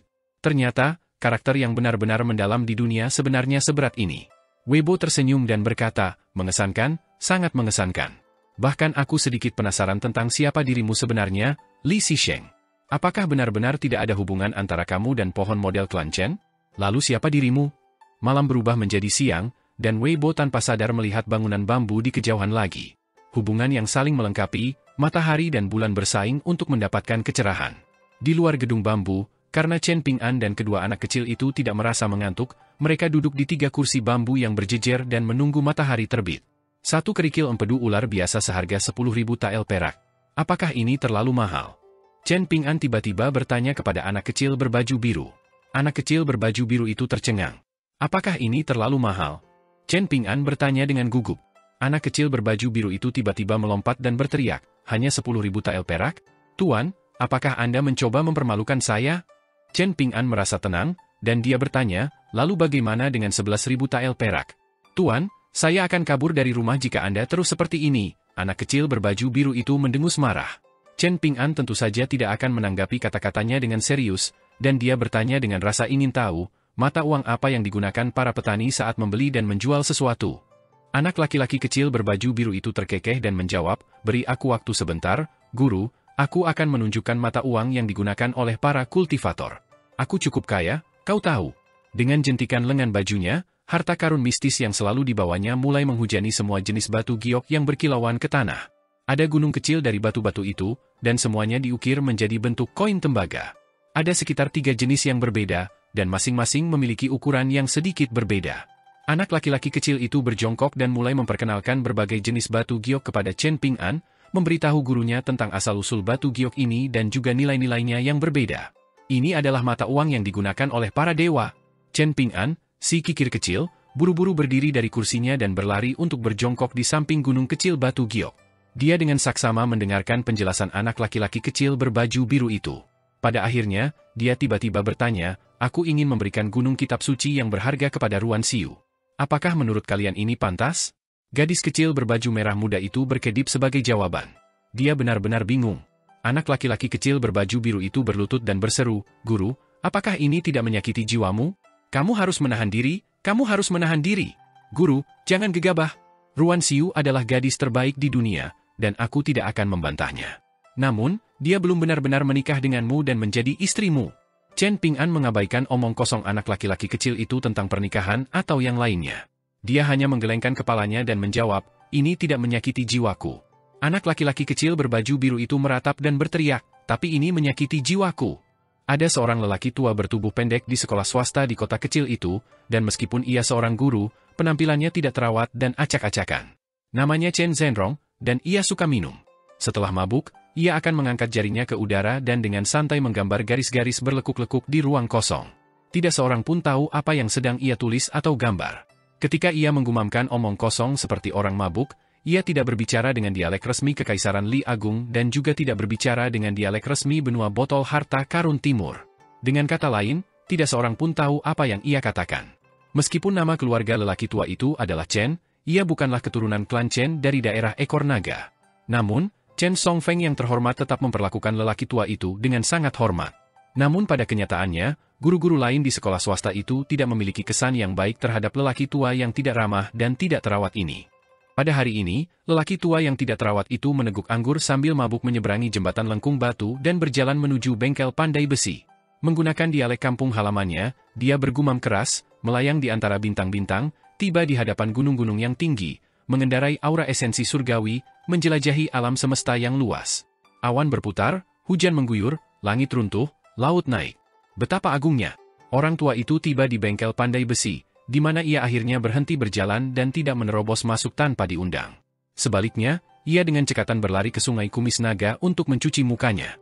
Kemungkinan besar karena beberapa genggam air dingin masih belum mampu membuatnya sadar, orang tua itu memutuskan untuk langsung berbaring di tanah dan menjulurkan seluruh kepalanya ke sungai yang dingin. Ia menggelengkan kepalanya dengan marah sebelum akhirnya mengangkatnya keluar dari air dan tertawa terbahak-bahak. Betapa menyegarkan dan nyamannya! Ia berdiri dan tiba-tiba mendesah. Ini karena ia teringat keadaan menyedihkan hampir semua keturunan klan Chen di kota kecil itu. Orang-orang ini sebenarnya telah menjadi budak dan pelayan bagi klan lain. Orang tua itu tidak memiliki hubungan yang mendalam dengan mereka, dan ia memahami kesulitan dunia dan fakta bahwa ia tidak dapat menyalahkan keturunan klan Chen ini yang membawa rasa malu dan penghinaan besar bagi leluhur mereka. Bagaimanapun, mereka masih orang-orang dengan nama keluarga yang sama dengannya. Orang tua itu tidak dapat melepaskan diri dari depresinya yang terpendam. Dia membuka botol anggurnya lagi, tetapi dia sangat ragu-ragu saat ini. Setelah pertikaian internal yang panjang, dia melirik sekelilingnya sebelum diam-diam menyesap beberapa teguk kecil seperti penjahat. Jika ini berada di benua pusaran selatan, keturunan klan Chen dengan nama-nama dalam catatan silsilah pasti tidak akan jatuh ke keadaan menyedihkan menjadi budak bagi orang lain terlepas dari seberapa miskinnya mereka. Kalau tidak, mereka akan membawa rasa malu dan penghinaan bagi klan Chen Konfusian murni, gumamnya. Setelah mengatakan ini, lelaki tua itu secara misterius menampar dirinya sendiri dan memarahi, orang tua yang tidak tahu malu, kau tidak dapat mengendalikan lidahmu lagi. Kau berjanji pada dirimu sendiri bahwa kau tidak akan minum lagi, namun di sini kau malah menyesap anggur. Setelah menampar dirinya sendiri, lelaki tua itu terkekeh dan memutuskan untuk menyerah karena keadaan sudah seperti ini. Ia meneguk 2 teguk anggur lagi, dan ia hanya menghukum dirinya sendiri dengan 2 tamparan setengah hati. Lelaki tua itu akhirnya merasa puas setelah menikmati 2 teguk besar anggur yang dibelinya dari seorang wanita cantik. Ia langsung berjalan ke toko pandai besi dan dengan keras meneriakkan nama Ruan Qiong. Tidak lama kemudian Ruan Qiong keluar dari tungku pedang dan melepaskan celemek kulit sapinya. Ia dengan santai melemparkan celemeknya ke anak laki-laki muda dengan alis panjang yang mengikutinya di belakangnya. Orang tua itu segera mulai meremehkan orang bijak dari kuil angin salju, dengan berkata, Ruan Qiong, kau lebih rendah dari Qi Jingchun. Kau benar-benar jauh lebih rendah dari Qi Jingchun. Ruan Qiong tidak menghiraukan hal ini karena ia sudah terbiasa dengan keanehan lelaki tua ini. Ia secara mengejutkan tidak menyapa Chen Zhenrong, dan ia hanya tetap diam saat berdiri di depan lelaki tua itu. Sebaliknya, anak laki-laki muda dengan alis panjang yang berdiri di belakangnya mengerutkan kening karena tidak senang. Namun, anak laki-laki muda itu menahan perasaan negatifnya dan tidak mengatakan apapun. Ruan Qiong mulai memimpin jalan, dan Chen Zhenrong berjalan di sampingnya. Namun, lelaki tua itu masih tidak mau mengampuni Ruan Qiong, dan dia terus bergumam dan menggerutu seperti wanita biasa dari pasar. Kali ini dia berbicara menggunakan dialek resmi benua pusaran selatan, dan ada pesona unik pada dialek ini saat dia berkata, Ruan Qiong, lihat saja Qi Jingchun. Silsilah tempat dia berasal menjadi sasaran kita, tetapi dia masih bersedia membalas permusuhan dengan kebaikan. Dia masih bersedia merawat pohon model itu. Jika itu aku akan menunjukkan kepada gadis itu, Chen Dui, pohon di kuburan sebelum kembali lagi untuk menghancurkannya di bawah kakiku. Membiarkan mereka bersukacita sebentar sebelum memaksa mereka menghadapi kenyataan yang menghancurkan. Bukankah itu menyenangkan? Namun, sayang sekali Qi Jingchun adalah orang yang mulia dan jujur yang tidak akan melakukan hal semacam itu. Oleh karena itu, leluhur kita tidak mau mengkhianati orang itu meskipun ia mencuri matahari dari bahu leluhur itu saat berunding dengannya. Leluhur kita mengizinkannya untuk meminjam matahari selama 100 tahun. Tapi lihatlah dirimu. Jangan salahkan aku karena mengatakan ini, tapi lihatlah betapa lesu dan tidak berambisinya dirimu. Kultivasimu telah gagal untuk maju sedikit pun, dan pada akhirnya, kau hanya mengambil 2 atau 3 kucing dan anjing yang menyedihkan sebagai murid pembukamu. Mari kita fokus pada alis panjang di sini. Dia hanya mengandalkan keberuntungan klannya, jadi berapa tahun dia bisa menikmati kesuksesan? 100 tahun? Atau mungkin 200 tahun? Lelaki tua itu tersenyum pada bocah lelaki dengan alis panjang setelah mengatakan ini. Bocah lelaki yang sangat bingung itu awalnya merasa sedikit marah, dan dia tidak senang pada kenyataan bahwa lelaki tua itu tidak menunjukkan rasa hormat yang cukup kepada tuannya. Namun, ketika lelaki tua itu menatapnya dengan senyum yang baik hati, bocah lelaki itu, yang mudah dibujuk oleh akal sehat tetapi tidak dapat diintimidasi dengan paksa, hanya bisa mengangguk sebagai jawaban. Dia sama sekali tidak menyadari rencana jahat lelaki tua itu, dan dia sama sekali tidak tahu bahwa lelaki tua itu sebenarnya merendahkannya. Ruan Qiong menuntun Chen Zhenrong ke suatu tempat di bawah atap di mana terdapat deretan kursi bambu hijau yang rimbun. Setelah mereka bertiga duduk, lelaki tua itu mendengus dingin dan berkata, "Gadis yang kehilangan ibu jari itu benar-benar sebodoh yang bisa kulihat. Apakah dia benar-benar seseorang yang menempuh jalan yang sama denganmu? Dan yang terakhir bahkan lebih lucu lagi. Dia adalah roh babi hutan, tetapi dia bersikeras berubah menjadi seorang pemuda tampan." Ruan Qiong, "Oh Ruan Qiong, aku hampir mati karena tertawa. Bahkan jika kamu tidak merasa malu, aku tidak bisa tidak merasa malu untukmu." Ruan Qiong akhirnya membuka mulutnya, berkata, "Apakah kamu sudah selesai? Jika kamu sudah selesai, maka aku akan menawarkanmu anggur." Ruan Qiong memberitahu anak laki-laki muda dengan alis panjang itu untuk pergi dan mengambil anggur. "Menawarkanku anggur? Tentu saja. Aku tidak ingin minum atau apapun, dan aku hanya mengikuti adat istiadat setempat. Tamu harus mengikuti contoh tuan rumah, kan? Karena ini adalah cara sage Ruan Qiong menyambut tamunya, anggur ini tentu saja dapat dinikmati. Dapat dinikmati sepuasnya." Duduk di kursi bambu, lelaki tua itu menoleh ke arah Ruan Qiong dan berkata, "Namun, minum adalah satu hal, dan menerima murid adalah hal lain. Karena kamu telah meninggalkan kuil angin salju dan telah memutuskan untuk mendirikan kekuatanmu sendiri, dan kamu telah memperoleh gunungmu sendiri, inilah saatnya kita membahas hal-hal yang berkaitan dengan pembukaan muridmu. Jika memang harus begitu, aku bisa membantumu menemukan 3 murid. Kita perlu menukar murid-murid yang ada sekarang, kita perlu menukar semuanya. Bahkan jika kau hanya memilih dari keturunan klan Chen dari benua pusaran selatan, aku tetap bisa menjamin bahwa mereka akan lebih kuat daripada 3 murid tidak resmi yang kau miliki saat ini." Ruan Qiong tidak terpengaruh, dan dia menjawab, "Saat memilih murid, aku tidak mempertimbangkan bakat mereka, juga tidak mempertimbangkan bakat mereka. Aku hanya mempertimbangkan karakter mereka." Orang tua itu marah besar, dan berseru, "Aku tahu kau akan membalas dengan omong kosong ini. Ruan Qiong, kau benar-benar keras kepala." Dalam sebuah pertunjukan yang langka, Ruan Qiong tersenyum heran dan bertanya, "Lalu mengapa kau masih menjadi temanku, Cheng Zhenrong?" Sebagai seorang kultivator militer, bagaimana Ruan Qiong bisa menjadi pengawas dunia permata kecil setelah Qi Jingchun, seorang sarjana Konfusianisme? Sebagian alasannya tentu saja karena basis kultivasi Ruan Qiong yang tinggi. Namun, sebagian alasannya lagi adalah pengaruh signifikan klan Chen Konfusianisme murni dari balik layar. Ruan Qiong tidak pernah mencoba menyangkal hal ini. "Karena aku mau." "Apa ini urusanmu?" Orang tua itu mendengus marah. Dia kemudian berbalik dan berteriak, "Mana anggurku? Kau bilang akan menawariku anggur, jadi mengapa belum juga datang? Ada apa dengan bocah itu? Apakah dia sengaja mencoba membuatku marah?" Ruan Qiong menatap teman lamanya yang sangat berisik itu dan bertanya sambil tersenyum, "Ada apa? Apakah kamu merasa kesal setelah tiba di prefektur mata air naga dan melihat keadaan menyedihkan dari 2 cabang klan Chen di kota kecil itu? Jangan salahkan aku karena mengatakan ini, tetapi kedua cabang itu sama sekali tidak ada hubungannya denganmu atau klan Chen Konfusian murni. Apa yang membuatmu begitu marah? Lupakan saja. Memikirkannya saja sudah membuat marah." Orang tua itu menghela napas dan melirik Ruan Qiong sebelum berkata, "Awalnya kamu ingin bersembunyi dengan tenang demi siu-siu, tetapi lihatlah situasinya sekarang. Kamu terjebak di tempat yang penuh dengan konflik dan rencana jahat. Apakah kamu baik-baik saja?" Ruan Qiong menggelengkan kepalanya dan menjawab, "Tidak ada salahnya. Kesalahan terkadang bisa menjadi bermanfaat. Tidak apa-apa memiliki tulang punggung yang keras, tetapi tentu saja tidak baik memiliki lidah yang keras yang tidak mau mengakui kesalahan." Orang tua itu mengejek. "Jika aku menemui masalah, aku pasti tidak akan menahan diri untuk meminta bantuanmu," kata Ruan Qiong lembut. Dari sudut matanya, Chen Zhenrong melihat seorang gadis muda berpakaian hijau berjalan mendekat dari kejauhan. Di sampingnya ada seorang anak laki-laki dengan alis panjang, dan mereka membawa anggur bersama. Orang tua itu langsung tersenyum dan melambaikan tangannya ke arah gadis muda itu. "Siu-siu, ke sini!" "Hah? Kenapa kau berbalik untuk pergi? Siu-siu, jangan pergi. Apa kau punya seseorang yang kau suka? Kalau tidak, aku bisa membantumu menemukannya. Jangan mencari pria di benua harta karun timur yang kecil. Ini adalah tanah yang terisolasi dan biadab, jadi pria baik macam apa yang ada di sana?" Wei Jin dari kuil salju angin dan Song Changjing dari kekaisaran Li Agung cukup baik, tetapi pada akhirnya mereka agak terlalu tua untukmu. Jadi, jika kau ingin mencari pria baik, kau harus mencarinya di benua pusaran selatan. Siu-siu sudah pergi. Pria tua itu menundukkan kepalanya karena putus asa. Untungnya, anak muda dengan alis panjang itu berjalan mendekat dan memberinya 2 toples anggur. Chen Zhenrong meletakkan 1 toples di samping kakinya, dan dia membuka toples lainnya dan mulai meneguknya. Ruan Qiong menerima satu toples anggur tetapi tidak menunjukkan tanda-tanda ingin meminumnya. Setelah mencari-cari di mana-mana, bukankah klan Chen Confucian murni MU hanya berhasil menemukan Cao Jun juga? Jika aku ingat dengan benar, dia sudah berusia lebih dari 100 tahun. Ada apa dengan Cao Jun? Seru lelaki tua itu panik. Menurutku dia cukup hebat. Kalau saja dia tidak menjadi sasaran dan disakiti saat dia masih muda, dia tidak akan lebih buruk dari Wei Jin. Kalau melihat sejarah, ada lebih dari 1 atau 2 pendekar pedang hebat yang terlambat berkembang. Kalau mau menyalahkan seseorang, salahkan saja leluhurnya Cao 11 karena tidak cukup kuat.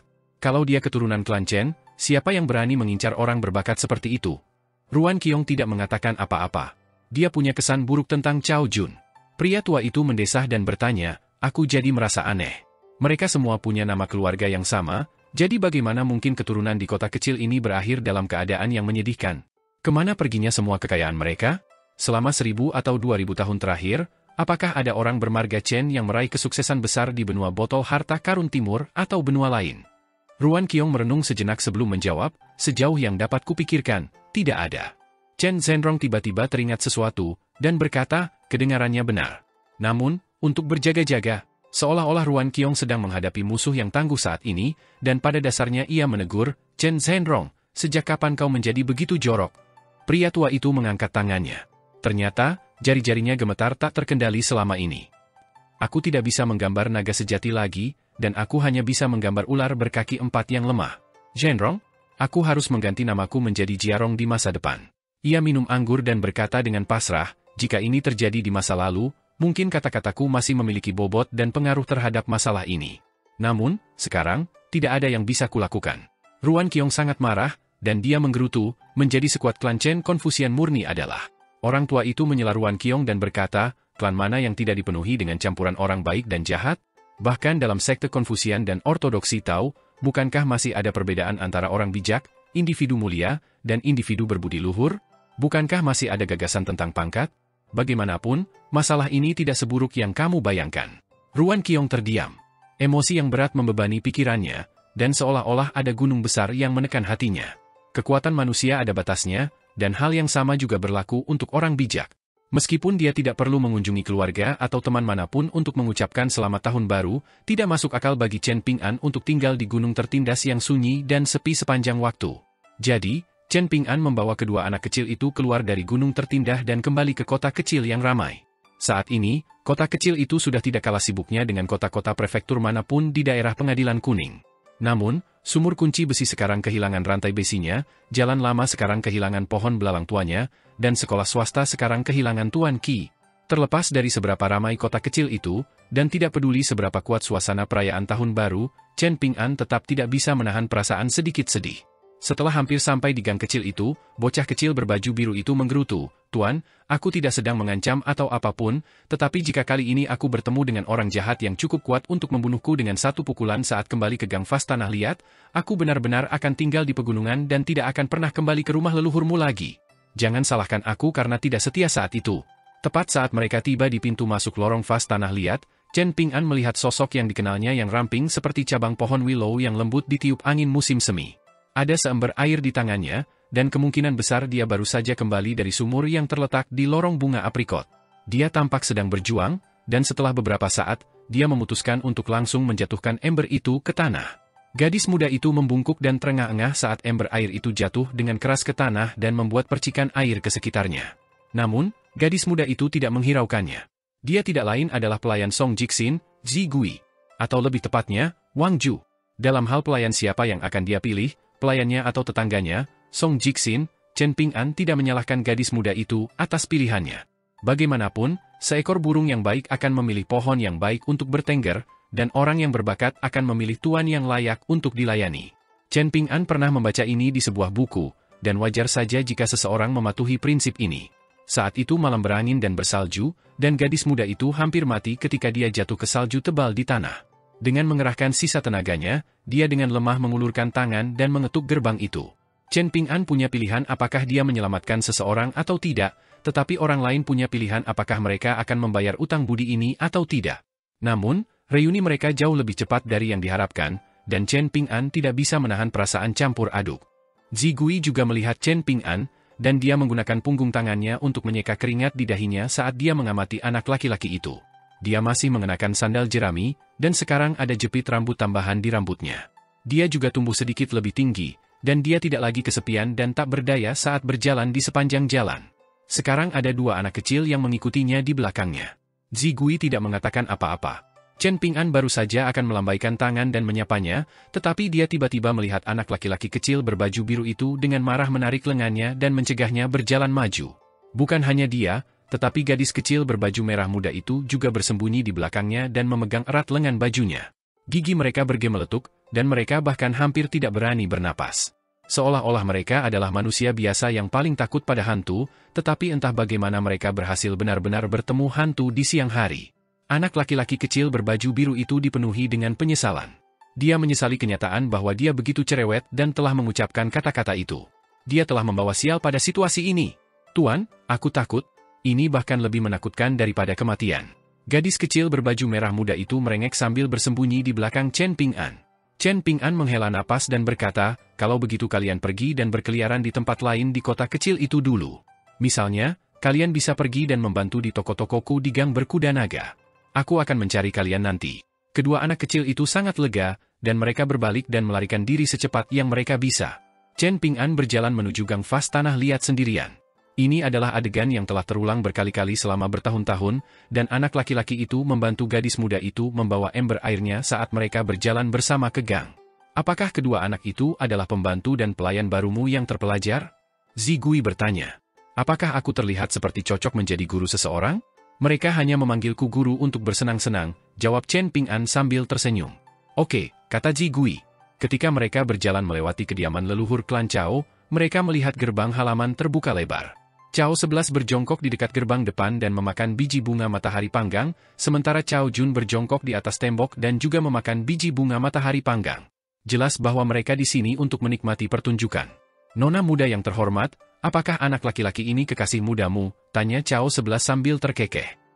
Ini masih pagi sekali, tetapi kalian berdua sudah bermesra-mesraan. Kalian membuat aku dan Cao Jun, dua orang tua, jadi iri.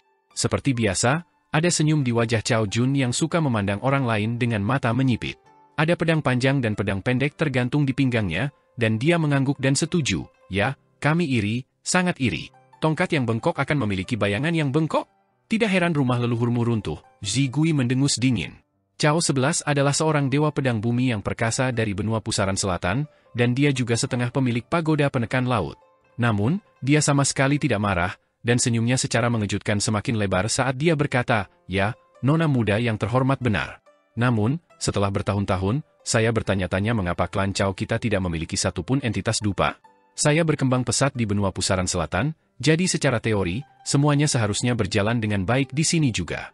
Jadi, bagaimana klan Cao bisa merosot ke keadaan yang menyedihkan seperti itu? Zigui tidak melambat, dan dia menoleh untuk melihat Cao 11 sebelum tersenyum polos dan menjawab, bencana yang dilepaskan oleh surga dapat dihindari, tetapi bencana yang diciptakan oleh diri sendiri tidak dapat dihindari. Apakah menurutmu seseorang memakan entitas dupa dari klanmu atau semacamnya? Bagaimanapun, kota kecil itu melarang semua kemampuan mistis, jadi mencoba mengandalkan berkah leluhur untuk memelihara entitas dupa akan lebih sulit daripada naik ke surga. Mungkin klan Cao Mu tidak pernah memiliki entitas dupa sejak awal, kan? Cao 11 tertawa keras dan berkata, ya, kedengarannya sangat masuk akal. Hati-hati dengan langkahmu, nona muda yang terhormat. Gang itu sudah tua dan usang, jadi berhati-hatilah agar tidak tersandung dan terkilir. Ada ekspresi gelap di wajah Zigui saat dia berjalan pergi dengan punggung menghadap bajingan tua itu. Chen Ping'an tetap diam sepanjang waktu. Cao Jun terkekeh dan bertanya, apa yang terjadi, Pak Tua Cao? Dengan pencapaianmu di benua pusaran selatan, kamu seharusnya memiliki cukup banyak entitas dupa agar mereka membentuk kelompok dan bertarung satu sama lain di ambang pintu, kan? Cao 11 tidak terlalu peduli tentang ini, dan dia menjawab, memang sangat sulit bagi entitas dupa untuk muncul di dunia kecil permata, dan dia tidak berbohong kepada kita ketika dia mengatakan ini. Namun, dengan pencapaian Shi dan aku, seharusnya masih ada setidaknya satu atau dua entitas dupa yang tersisa. Misalnya, berkat keberadaan sepasang entitas dupa, klan Shi dari Gang Daun Persik telah berhasil mempertahankan dirinya selama beberapa ratus tahun tanpa punah. Kalau tidak, mereka pasti sudah mengalami nasib yang sama dengan klan Cao sejak lama, tempat tinggal mereka akan kumuh dan semua keturunan mereka akan mati. Cao Jun mendecakkan lidahnya karena heran dan berkata, apakah mereka disingkirkan oleh gadis muda itu?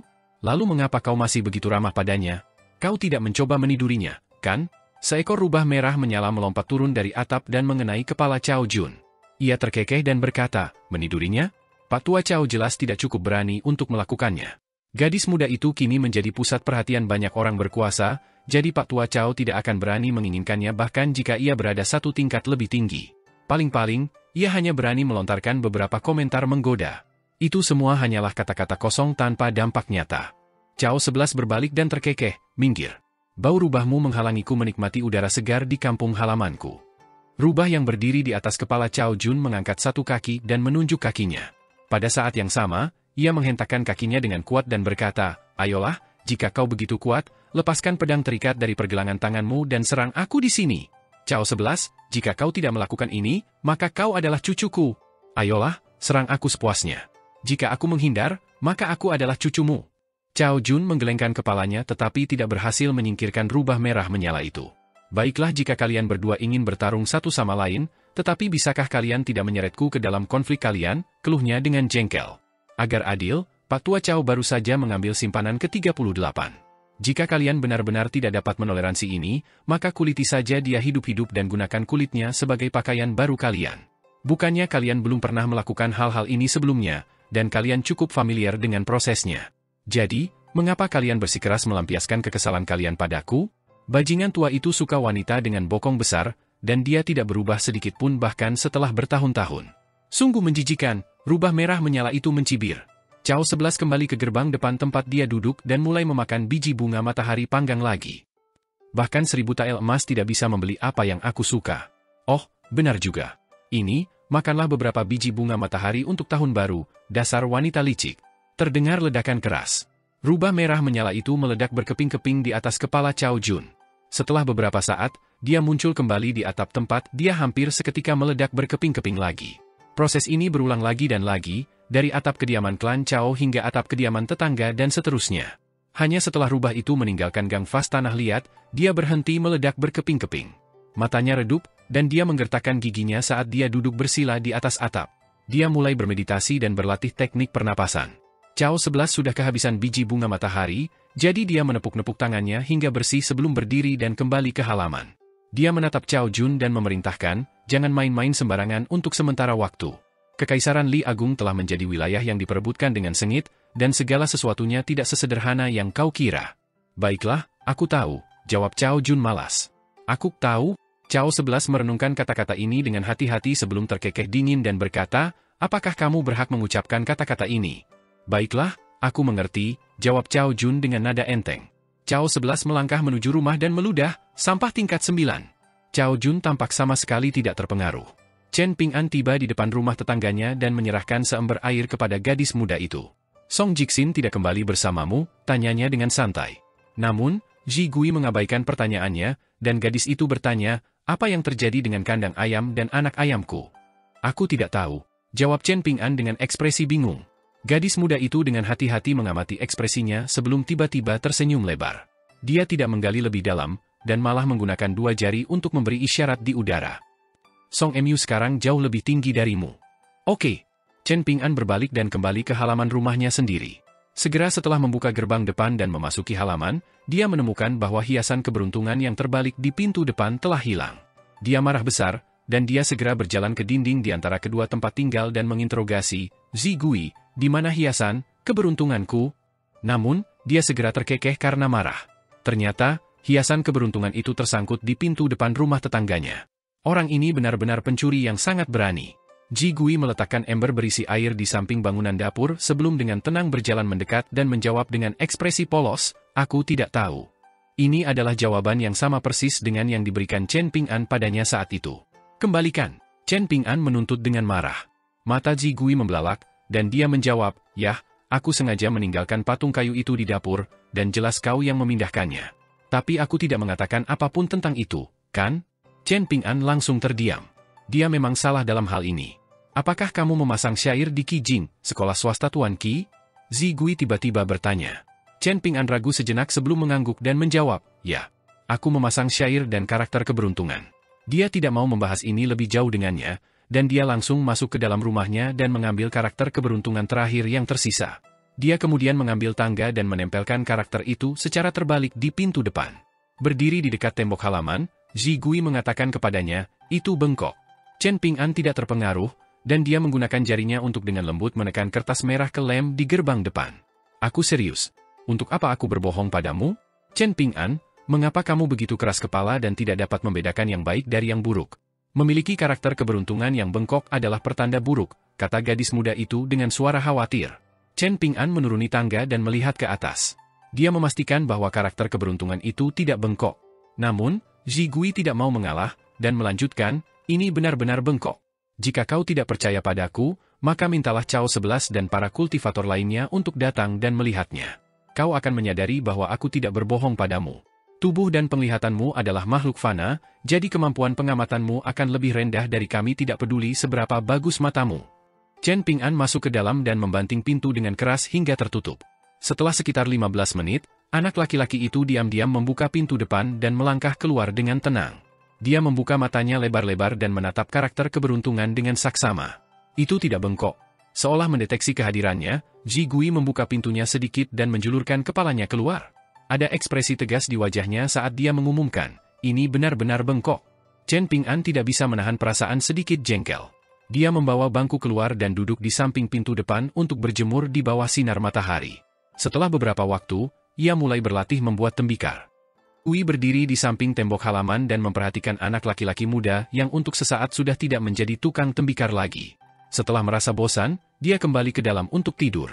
Dia berbaring di tempat tidur dan menelan ludah. Hanya satu entitas dupa yang lahir dari ambang pintu di kediaman leluhur klan Cao. Ini adalah entitas dupa dengan kualitas yang sangat tinggi, dan tubuhnya berwarna emas yang menyilaukan. Bahkan akan menjadi emas sepenuhnya jika tidak ada beberapa ketidaksempurnaan kecil. Namun, sangat disayangkan bahwa entitas dupa itu hampir tidak cukup untuk mengisi celah di antara giginya. Di sebelah, pikiran Chen Ping'an setenang air saat dia dengan cekatan berlatih membuat tembikar. Ketika dia beristirahat, dia mulai merenungkan masa depannya. Gunung kitab suci yang berharga, gunung awan pelangi, dan gunung ramuan abadi semuanya dekat dengan gunung yang dimiliki Ruan Qiong. Ini karena perjanjian mereka menyatakan bahwa dia akan menyewakan gunung-gunung ini kepada Ruan Qiong secara cuma-cuma. Dengan gunung-gunung yang saling berdekatan, situasi menjadi seperti saat Ruan Qiong memegang kendali atas wilayah terbesar di barat. Sebagai balasannya, Ruan Qiong akan menjaga gunung-gunung ini untuk Chen Ping'an, jangan sampai ia menghadapi hal buruk dan tidak memiliki kehidupan untuk menikmati manfaat ini. Mengenai hal ini, Chen Ping'an sangat berterima kasih kepada Ruan Qiong. Mengenai Gunung Permata Sejati, tidak ada yang perlu dikatakan tentang tempat ini. Itu adalah gunung yang sangat kecil, dan dapat dianggap sebagai gunung yang tidak memiliki potensi. Belum lagi menciptakan tanah yang diberkati di sini, gunung itu hampir tidak cukup besar untuk membangun pondok beratap jerami. Faktanya, Chen Ping'an kemungkinan besar adalah satu-satunya orang yang bersedia membuang koin tembaga esensi emas di gunung ini. Akan tetapi, memang perlu baginya untuk mengelola gunung tertindas dengan tekun. Chen Ping'an sangat menyadari sifat luar biasa dari bangunan bambu tersebut. Selain itu, gunung tertindas juga memiliki kuil dewa gunung yang membantu menjaga keberuntungan gunung tersebut. Tempat ini memang merupakan sebidang tanah yang berharga dengan pertanda geomantik yang baik. Selain itu, ada juga seekor ular piton hitam yang berambisi menjadi naga banjir yang pada dasarnya bertindak sebagai penjaga tempat ini. Saat ini, dua anak kecil lainnya yang memiliki hubungan dengan naga banjir mengikutinya kemana-mana. Karena itulah Chen Ping'an berpikir untuk menukar kerikil empedu ular dengan perak dengan anak laki-laki kecil berbaju biru itu. Mungkin dia tidak akan dapat mengubah gunung tertindas menjadi tempat yang penuh dengan harta karun, tetapi setidaknya dia dapat berharap untuk menjadikannya tempat yang dapat menopangnya di masa depan. Chen Ping'an mencintai uang, dan ini karena dia telah memahami kesulitan mendapatkan uang sejak usia yang sangat muda. Namun, ini tidak berarti bahwa ia akan menjadi orang yang pelit begitu ia menjadi kaya. Anak muda itu bertekad untuk berlatih pedang di masa depan. Namun, sebelum memastikan cara berlatihnya dengan benar, itu tidak akan membantunya sama sekali, tidak peduli seberapa tidak sabar dan cemasnya ia. Tentu saja, dia pasti akan terus berlatih tinju pengguncang gunung dengan sungguh-sungguh. Lagi pula, dia sudah berjanji akan melontarkan 1 juta pukulan. Saat ini, dia masih jauh dari target ini. Dalam hal menggambar jimat, ini bisa dilihat sebagai jenis kultivasi seni bela diri yang berbeda. Berlatih teknik tinju adalah cara untuk menempa fisik seseorang, sementara menggambar jimat adalah cara untuk menempa titik akupuntur seseorang. Keduanya tidak berbenturan, dan sebaliknya saling melengkapi. Chen Ping'an hanya perlu meluangkan waktu dari meditasi berjalan dan menggunakannya untuk menggambar jimat. Namun, menggambar jimat membutuhkan kertas jimat, dan kertas jimat membutuhkan emas dan perak yang berharga. Ketika memikirkan ini, Chen Ping'an tidak bisa menahan perasaan sedikit lemah dan takut. Pada akhirnya, dia masih menghasilkan terlalu sedikit uang. Selain hal-hal ini, kekecewaan terbesar yang dihadapi Chen Ping'an saat ini adalah ketidakmampuannya untuk sementara waktu dalam mengendalikan dan menggunakan harta karun saku yang diberikan oleh roh pedang kepadanya. Meskipun ia merasa aman menaruh sebagian besar barang-barangnya di bengkel pandai besi, pada akhirnya hal ini merupakan hal yang tidak nyaman untuk dilakukan. Cui Dongshan dan harta karun minimalis serta harta karun saku milik bocah lelaki berbaju biru telah memungkinkan Chen Ping'an untuk menyaksikan sifat berharga dan praktis dari harta karun ini. Tidak mengherankan jika harta karun ini sangat langka.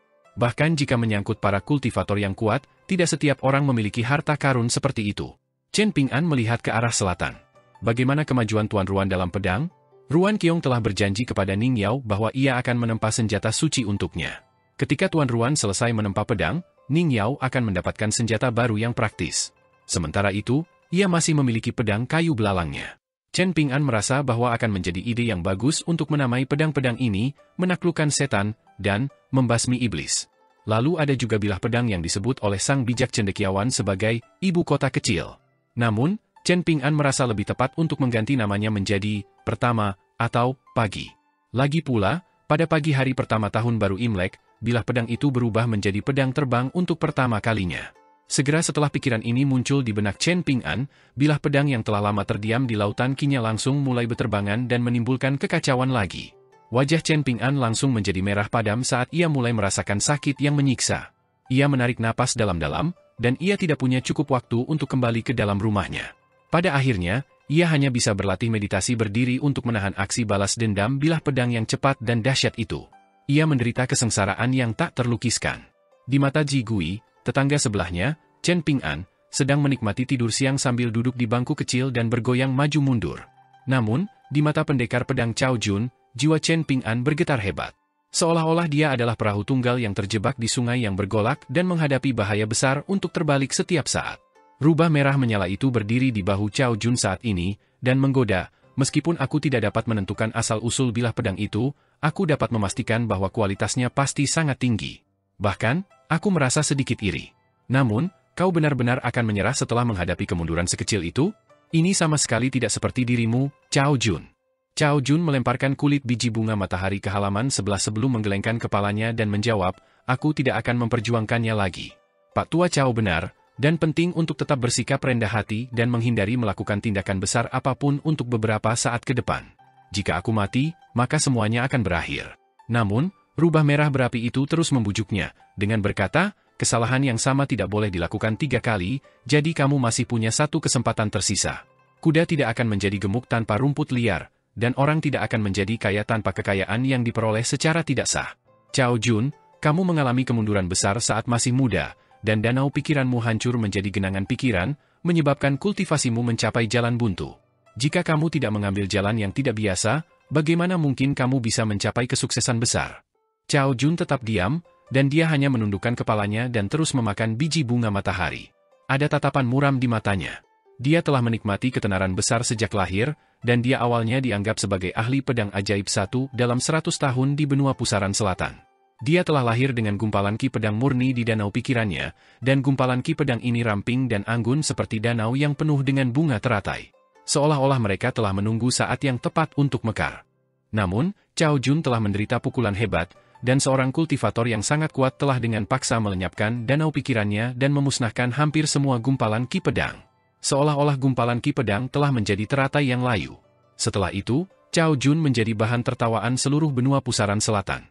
Ia telah meninggalkan banyak ahli pedang dari generasi yang sama dengannya di masa mudanya, namun mereka sekarang melampauinya satu demi satu. Rubah merah menyala itu mendesah sedih dan menggunakan cakarnya untuk menepuk kepala Cao Jun. Anak kecil yang menyedihkan. Fondasi dao pedangmu telah hancur, dan masa depanmu juga telah hancur. Setelah bertahun-tahun, kau bahkan kehilangan keberanian untuk menantang surga sekarang. Cao Jun sedikit heran saat ia menoleh untuk melihat ke arah rumah Chen Ping'an, dan ia berkata, anak muda ini memiliki watak yang cukup baik. Aku tidak menyadarinya sama sekali sebelumnya, dan ia benar-benar berhasil menemukan metode kultivasinya sendiri. Bagi para kultivator berpengalaman dan berpengetahuan dari pegunungan, sebagian besar hal di dunia tidak akan menakutkan atau mencengangkan lagi. Namun, mereka tetap akan menganggap hal-hal ini menarik dan menggelitik. Rubah merah menyala itu juga sedikit tercengang. Ia melompat ke kepala Cao Jun dan menjulurkan lehernya untuk melihat ke kejauhan. Setelah mengamati pergumulan internal Chen Ping'an dengan bilah pedang untuk beberapa saat, ia berkata dengan suara lembut, "Ini mirip dengan tiang penyangga Buddha." Itu membantu anak muda itu menstabilkan perahu jiwanya, dan itu bertindak seperti jangkar untuk menjaga perahu kecil itu tetap di tempatnya. Tubuhnya rusak dan penuh dengan tambalan, dan sungguh luar biasa bahwa ia mampu mencapai langkah ini. Namun, ini masih belum cukup untuk menaklukkan bilah pedang itu. Cao Jun, segalanya berjalan terlalu mulus bagimu sebelum kau menjadi sasaran dan terluka, namun segalanya menjadi terlalu sulit bagimu setelah kejadian itu. Mungkin pengalaman anak muda hari ini dapat memberimu inspirasi untuk perjalanan kultivasimu di masa depan. Senyum tipis benar-benar menghilang dari wajah Cao Jun, dan ekspresinya berangsur-angsur menjadi serius. Dalam hal kultivasi, bakat seseorang dapat dibandingkan dengan mangkuk yang digunakan untuk makanan. Beberapa orang memiliki mangkuk yang sangat besar, namun apa gunanya jika jumlah nasi yang dimasukkan ke dalamnya tidak mencukupi? Mereka tetap akan kelaparan, dan pencapaian mereka tentu saja akan terbatas. Selama perjalanan panjang Cao Jun, ia telah melakukan perjalanan dari benua pusaran selatan yang megah hingga ke benua botol harta karun timur yang biadab. Secara mengejutkan, ia memperoleh banyak manfaat dari perjalanan ini, dan semua hal kecil telah terkumpul untuk membantunya. Chen Ping'an sangat berkemauan keras saat ia bertarung melawan pedang, dan ia juga memiliki jangkar untuk membantu menjaga jiwanya tetap stabil dan mencegahnya tersapu. Namun, semangat dan kekuatan pedang itu terlalu besar, dan ia menggunakan kekuatan mentahnya untuk menghantam dengan ganas. Rubah merah menyala itu menepukkan kedua kakinya dan berseru dengan gembira, "Dia akan kalah? Oh, sungguh menyedihkan. Mungkin dia harus berbaring di tempat tidur selama 10 hari atau setengah bulan." Jelas bahwa pedang itu baru saja mengembangkan spiritualitas, dan karena itulah ia tidak dapat sepenuhnya menyalurkan dan melepaskan kekuatan mistik bawaannya. Kalau tidak, bocah lelaki itu tidak akan bisa bertahan sampai sekarang. Meskipun basis kultivasi Cao Jun lebih rendah dari roh rubah di kepalanya, rubah merah menyala itu menempuh jalur kultivasi yang berbeda. Jadi, pengamatannya terhadap situasi itu seolah-olah ia mencoba melihat melalui gunung yang menghalangi. Namun, sebagai seorang kultivator pedang, Cao Jun secara alami memiliki pengamatannya sendiri yang unik. "Itu belum tentu terjadi," katanya. "Sepertinya ada 3 titik akupuntur yang sangat dalam di tubuh bocah lelaki itu," seru rubah merah menyala itu dengan heran. "Mungkin dia juga seorang ahli pedang yang lumayan hebat?" Tidak mungkin itu. Pedang-pedang ini kemungkinan besar diciptakan setelahnya, meskipun pedang-pedang ini tampak sangat sempurna, seolah-olah pedang-pedang ini bawaan lahir. Sungguh luar biasa. Tidak heran aku tidak dapat langsung mendeteksinya. Itu sebagian besar adalah pepatah manusia yang mengatakan bahwa seseorang memiliki titik akupuntur yang dalam, dan ini digunakan untuk menggambarkan seseorang yang cerdik dan penuh perhitungan. Selain itu, deskripsi ini mengandung konotasi yang sedikit negatif. Namun, bagi para kultivator, deskripsi ini mengandung konotasi yang sangat positif. Memiliki titik akupuntur yang sedalam dan sedalam rumah-rumah besar dan kota-kota. Sudah sewajarnya jika semakin tinggi dan besar semakin baik dan megah. Rubah merah menyala itu mendesah pelan dan berkata, "Dia adalah anak muda yang tampak biasa saja, tetapi bahkan dia memiliki kualitas yang sangat aneh yang tidak dapat diremehkan. Cao Jun, kamu harus patuh mendengarkan bajingan tua itu dan tidak membuat terlalu banyak masalah untuk sementara waktu. Meskipun dunia permata kecil yang hancur ini tidak lebih dari alam yang rumit di ruang kecil, itu benar-benar tempat yang dipenuhi dengan naga tersembunyi dan harimau yang berjongkok. Memang merupakan ide yang bagus untuk tetap bersikap rendah hati." Cao Jun mengangguk dan setuju, "Ya, kita harus hidup dengan rasa malu." Rubah merah menyala itu dengan marah menginjak kepala Cao Jun dan berteriak, "Bajingan kecil yang tidak bisa dijinakkan. Aku memperingatkanmu karena kebaikan hatiku, tetapi kau malah mengutukku." Aura Chen Ping'an berangsur-angsur menjadi tenang, dan pedang yang selama ini diuntungkan tiba-tiba memutuskan untuk berhenti bertarung karena alasan yang tidak diketahui. Pedang itu mulai melayang diam-diam di dalam titik akupuntur yang megah. Cao Jun berhenti memata-matai situasi, dan dia berkata dengan senyum nakal, "Kudengar kau punya adik perempuan bernama Qing Ying, dan dia juga salah satu leluhur lama klan rubah bersamamu. Dia berpotensi menumbuhkan ekor ke-9, dan Pak Tua Cao telah mendambakan kecantikannya selama bertahun-tahun. Apakah dia benar-benar sangat cantik?" Rubah merah menyala itu memegang ekornya dan menggunakannya sebagai kipas untuk menghasilkan udara dingin. Ia memamerkan giginya dan menjawab, "Cantik sekali pantatku." Dia selalu tanpa ekspresi, dan dia tidak pernah suka tersenyum sejak kecil. Dia juga sangat sombong, dan jelas bahwa dia adalah seseorang yang tidak akan menikmati keberuntungan. Dengan selera wanita bajingan tua ini, bahkan seekor babi betina akan tampak sangat cantik baginya selama pantatnya cukup besar. Cao Jun ragu sejenak sebelum bertanya dengan suara lembut, kudengar dia telah berkeliaran di sekitar pagoda penekan perkasa itu selama 100 tahun terakhir, jadi apakah dia mungkin berharap menjadi pelayan atau selir orang itu? Rubah merah menyala itu melepaskan ekornya dan memegangi perutnya sambil tertawa keras. Seolah-olah dia baru saja mendengar lelucon paling lucu di dunia. Tuan Bai menyukainya? Sebagai salah satu Raja Iblis Agung yang telah hidup paling lama di 9 dunia, dan sebagai seseorang yang telah menjelajahi setiap sudut dan celah dari 2 dunia, wanita macam apa yang belum pernah dilihat Tuan Bai? Bagaimana dia bisa menyukai rubah kecil yang biasa seperti itu? Pagoda penekan laut terletak di pantai selatan benua pusaran selatan, dan klan Cao secara kebetulan adalah salah satu penjaga pagoda ini. Dengan demikian, Cao Jun menyadari banyak rahasianya. Suara rubah merah menyala itu rendah saat melanjutkan. Orang bijak dari 3 ajaran telah memperlakukan guru bayi kita dengan tidak adil. Jelas guru bayi yang membantu. Wanita bau, apakah kau mencari kematian? Apakah kau tidak akan diam? Cao 11 berteriak dari dalam rumah. Rubah merah menyala itu tiba-tiba tersadar. Menyadari bahwa ia telah salah bicara, ia secara mengejutkan menatap langit sebelum menyatukan kedua telapak tangannya dan membungkuk dalam-dalam. Seolah-olah ia sungguh-sungguh bertobat atas dosanya. Tidak hanya itu, ia juga tidak menghindari serangan Cao 11. Orang tua itu menjentikan jarinya dan melepaskan gumpalan ki pedang yang menghancurkan tubuh rubah merah menyala itu. Kau baru saja mengucapkan 20 kata, jadi patuhilah hukumanmu. Satu demi satu, Cao 11 melepaskan 20 gumpalan ki pedang yang ganas ke rubah merah menyala yang tidak menghindari satu pun dari mereka. Pada akhirnya, Cao Jun menggendong rubah yang berada di ambang kematian itu kembali ke dalam rumah. Namun, Cao 11 masih belum mampu meredakan amarahnya, dan dia menunjuk rubah di lengan Cao Jun dan berteriak, jika kau ingin mencari kematian, mengapa kau tidak melompat ke tungku pedang Ruan Qiong? Dengan begitu, Ruan Qiong setidaknya masih bisa berterima kasih padamu untuk sesuatu. Jangan mengoceh omong kosongmu di sini dan menyeret klan Cao Ku bersamamu.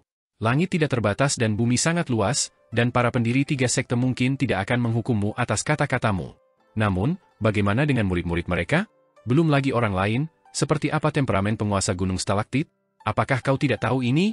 Dasar wanita terkutuk. Kepala rubah merah menyala itu miring ke samping.